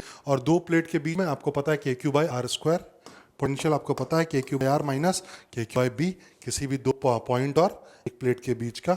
और कैपेसिटेंस अभी निकाली अपन ने 4 के क्यू इक्वल टू क्या होता है, सी इंटू वी होता है, तो C equal to Q by V निकालोगे तो 4 pi epsilon naught A B upon B minus A. Cylindrical capacitance का ही फॉर्मूला याद रखें, V equal to K Q L into L N B by A. All right everyone, बिल्कुल सही है sir, कोई दिक्कत दुविधा परेशानी तो नहीं है, ये चीज मैंने अभी आपको समझाई है तो कोई समस्या की बात नहीं है। क्लियर हो गया क्या, क्लियर है। नाउ मूविंग ऑन, अगर कुछ ऐसा सीन है तो आपको पता है K1 K2 K3 K4, मैंने आपको बताया था epsilon naught A upon T1 by K1 plus T2 by K2 plus T3 by K3 plus T4 by K4, ठीक है। अगर दो डाइलेक्ट्रिक ऐसे प्लेस किए गए हैं D/2 के, देख लो ध्यान से देखो बेटा, this is important, D/2 distance, D/2 distance, ठीक है। तो आपको डिस्टेंस का ध्यान रखना है, D/2 अपॉन K1 याद रखना है, और D/2 अपॉन K2, जितने जितने डिस्टेंस हैं। दूसरा, यहाँ की अगर मैं बात करूँ, कैपेसिटेंस आपसे इन दोनों प्लेट के बीच में पूछा, लेकिन डिफरेंट एरिया में जमा हुआ है, करेक्ट है कि नहीं, बिल्कुल सही है सर। तो कैसे लिखेंगे आप ध्यान से देखना, तो D के लिए तो K1 है ही, D के लिए ही K2 है, D के लिए ही K3 है, तो नीचे D तो आएगा ही आएगा, करेक्ट है कि नहीं, बिल्कुल सही। लेकिन एरिया अलग अलग है, एक के लिए एरिया A1 है, एक के लिए एरिया A2 है, एक के लिए एरिया A3 है, तो K1 A1, K2 A2, K3 A3। For to dielectrics ऐसा कुछ है, अगर मान लो इसका एरिया A/2 है, देखो वही चीज की है, यहाँ नीचे लिख दिया D, लिख दिया K1 A/2 plus K2 A/2, ठीक है बेटा। कॉम्बिनेशन ऑफ कैपेसिटेंसेस मैंने आपको पहले ही बता दिया है क्या, कि भैया जब सीरीज में हो तो 1/C1 plus 1/C2 plus 1/C3 consider करते हैं, ठीक है। तो बात करते हैं अब क्या, कि भैया वोल्टेज का क्या होगा, क्योंकि देखो आपको पता है सीरीज के अंदर जो चार्जेस रहने वाले हैं वो सेम रहने वाले हैं, पर वोल्टेज डिस्ट्रीब्यूट होने वाला है। तो यहाँ पे जैसे सिंपल रेजिस्टेंस सीरीज के अंदर वोल्टेज डिस्ट्रीब्यूशन होता था वो अप्लाई नहीं होगा, यहाँ पे क्या होगा, वहां पे जैसे करंट डिस्ट्रीब्यूट होता था, यहाँ पे वोल्टेज डिस्ट्रीब्यूट होगा। C1 के अक्रॉस का वोल्टेज होगा C2 upon C1 plus C2 into the net voltage. Similarly C2 के अक्रॉस का वोल्टेज होगा C1 upon C1 plus C2 into net voltage. Clear हो गया क्या? क्लियर हो गया। अगर बात करते हैं पैरेलल की, तो इनके अंदर चार्जेस जो होते हैं वो अलग हो जाते हैं, पर वोल्टेज इनके अक्रॉस का क्या होता है? सेम होता है, और नेट कैपेसिटेंस निकल के आता है C1 plus C2 plus C3। याद रहेगा? याद रहेगा। और वापस से इसके अंदर जो चार्जेस डिस्ट्रीब्यूशन होता है ये सिंपल होगा, C1 upon net C into total income charge, C2 upon net C into total income charge. ठीक है भैया। और जो स्टोर्ड रहती है इसके अंदर energy, that is given by half CV square. Moving on, sharing of charge, ध्यान रखना। Two capacitor charge to potential V1 and V2 दोनों को करके उसको एंड टू एंड कनेक्ट कर दिया, जैसा कि दिख रखा है आपको। तो जो कॉमन पोटेंशियल आ रहा है बेटा, वो क्या हो जाएगा? फाइनली दोनों कोई कॉमन चार्ज अटेन करेंगे, उसके बाद कॉमन पोटेंशियल कितना हो जाएगा? टोटल चार्ज इसका कितना था? Charges will always remain, charges कहीं नहीं जाने वाले हैं। C1 V1 plus C2 V2 upon total C1 plus C2, that would be common potential. और यहाँ पे पहले C1 V1 था, बाद में अब कितना हो जाएगा बेटा? ध्यान से, बाद में इसके ऊपर चार्ज कितना हो जाएगा? कॉमन वोल्टेज टू C1, उससे सब्ट्रैक्ट कर दो तो आपको चार्ज फ्लोन थ्रू तक पता चल जाएगा, और लॉस ऑफ एनर्जी भी आपको पता चल जाएगा। करेक्ट है क्या? करेक्ट है। Moving on, if positive terminal is connect to negative terminal. अब पॉजिटिव को किससे कनेक्ट कर दिया बेटा? नेगेटिव से कर दिया है, तो कुछ नहीं भैया, यहाँ पे माइनस आ जाएगा सिर्फ और सिर्फ, और कोई समस्या नहीं है। Moving on, inserting a dielectric in slab, ये चीज अपन देख चुके हैं, पर इसको ध्यान से देखिएगा। अगर स्लोली एक डाइलेक्ट्रिक को इंसर्ट किया जाए तो क्या क्या फर्क पड़ता है। सबसे पहला केस देखते हैं बच्चे। डाइलेक्ट्रिक स्लैब को इंसर्ट किया गया कब? बैटरी को कनेक्ट करके हटा दिया गया है। अभी बैटरी नहीं है, बैटरी इज डिसकनेक्टेड। अब इसके पास चार्ज है, और धीरे धीरे धीरे धीरे एक डाइलेक्ट्रिक को लेके आ रहे हैं अंदर की तरफ। समझ में आया क्या? बिल्कुल। तो जब डाइलेक्ट्रिक को इंट्रोड्यूस कर देंगे अंदर की तरफ, तो क्या होगा फाइनली क्या होगा? बता सर, डाइलेक्ट्रिक को इंसर्ट कर देंगे तो कैपेसिटेंस को तो बढ़ना पड़ेगा। तो इनिशियली जो कैपेसिटेंस अगर C था, तो बाद में कितना हो जाएगा बेटा? K into C। करेक्ट क्या? बिल्कुल सर, कोई दिक्कत दुविधा परेशानी की बात नहीं है सर, क्योंकि चार्ज क्या रहने वाला है? फिक्स रहने वाला है। और Q इक्वल टू कितना है बेटा? CV है, ये कांस्टेंट रहने वाला है। तो C into V should be is equal to C dash into V dash, और CV equal to C dash कितना है बेटा? K times of C into V dash. V dash कितना हो जाएगा? V by K। तो इसके अक्रॉस के जो पोटेंशियल डिफरेंस है वो K से रिड्यूस हो जाएगा। न्यू एनर्जी कितनी होगी बेटा? देखना ध्यान से, Q स्क्वायर अपॉन 2 से होता है। Q स्क्वायर अपॉन क्या होता है बेटा? 2 इंटू C होता है। तो इस C की वैल्यू की क्या कहानी हो जाएगी? अब C बाई K हो जाएगा। सही है क्या? Q square upon 2C। तो आपको पता है नया C क्या चुका है? क्यों मैंने ऐसा लिखा? क्योंकि Q तो कांस्टेंट रहने वाला है, तो ये कितना हो जाएगा? नया C KC के बराबर हो जाएगा, तो E not upon K। Moving on, अब बैटरी डिस्कनेक्टेड थी, बैटरी यहाँ पे क्या है बेटा? कनेक्टेड है। तो फाइनली वापस से जब इंसर्ट करेंगे तो क्या मिलेगा बच्चे को? KC नॉट मिलेगा, और क्योंकि बैटरी कनेक्टेड है तो वोल्टेज ऐसा का ऐसा ही रहेगा। और आपको पता है Q इक्वल टू क्या होगा बेटा? CV है, तो आपको Q अब नया पता चल जाएगा, KCV, राइट। तो Q कितना हो जाएगा? Q not original times of K। Correct है क्या? करेक्ट है सर। तो K इंटू Q नॉट और हाफ KVC स्क्वायर से K times of E not क्या हो जाएगी? एनर्जी बढ़ जाएगी। Now, the last topic is combining charge drops। ठीक है, तो यार खूब सारे चार्ज ड्रॉप्स को कंबाइन करके एक बड़ा चार्ज ड्रॉप बना दिया। सही है। मान लो n चार्जेस को अपन ने कंबाइन करके एक बड़ा चार्ज बनाया जिसका रेडियस r है, तो वॉल्यूम कंजर्व रहना चाहिए। n in 4/3 pi r naught cube should be equal to 4/3 pi capital R cube. ठीक है, और आपको पता है क्या कि C is directly proportional to R होता है। कैसे पता है आपको C इज डायरेक्टली? आपको पता है फॉर स्फेरिकल मतलब charge distribution 4 pi epsilon not in R should be the value of C। तो R जैसे प्रोपोर्शन में वैसे C, और Q इक्वल टू आपको पता है बेटा क्या? टोटल चार्ज कितना हो जाएगा? NQ नॉट, और वोल्ट कितना होगा बेटा? NQ not upon C। क्यों बोल दिया बेटा? क्योंकि Q इक्वल टू होता है CV टोटल चार्ज अपॉन नया total C N/2 into V not. Similarly total energy को कहोगे तो ये याद रखना 5/3 के प्रोपोर्शनल होता है। Q square by 2C, Q भी कुछ बढ़ गया है, C भी कुछ बढ़ गया है, सॉल्व करोगे तो you will get the value 5/3। ठीक है बच्चे, होप आपको ऑलमोस्ट करंट इलेक्ट्रिसिटी और कैपेसिटेंस के सारे सवाल बन जाए।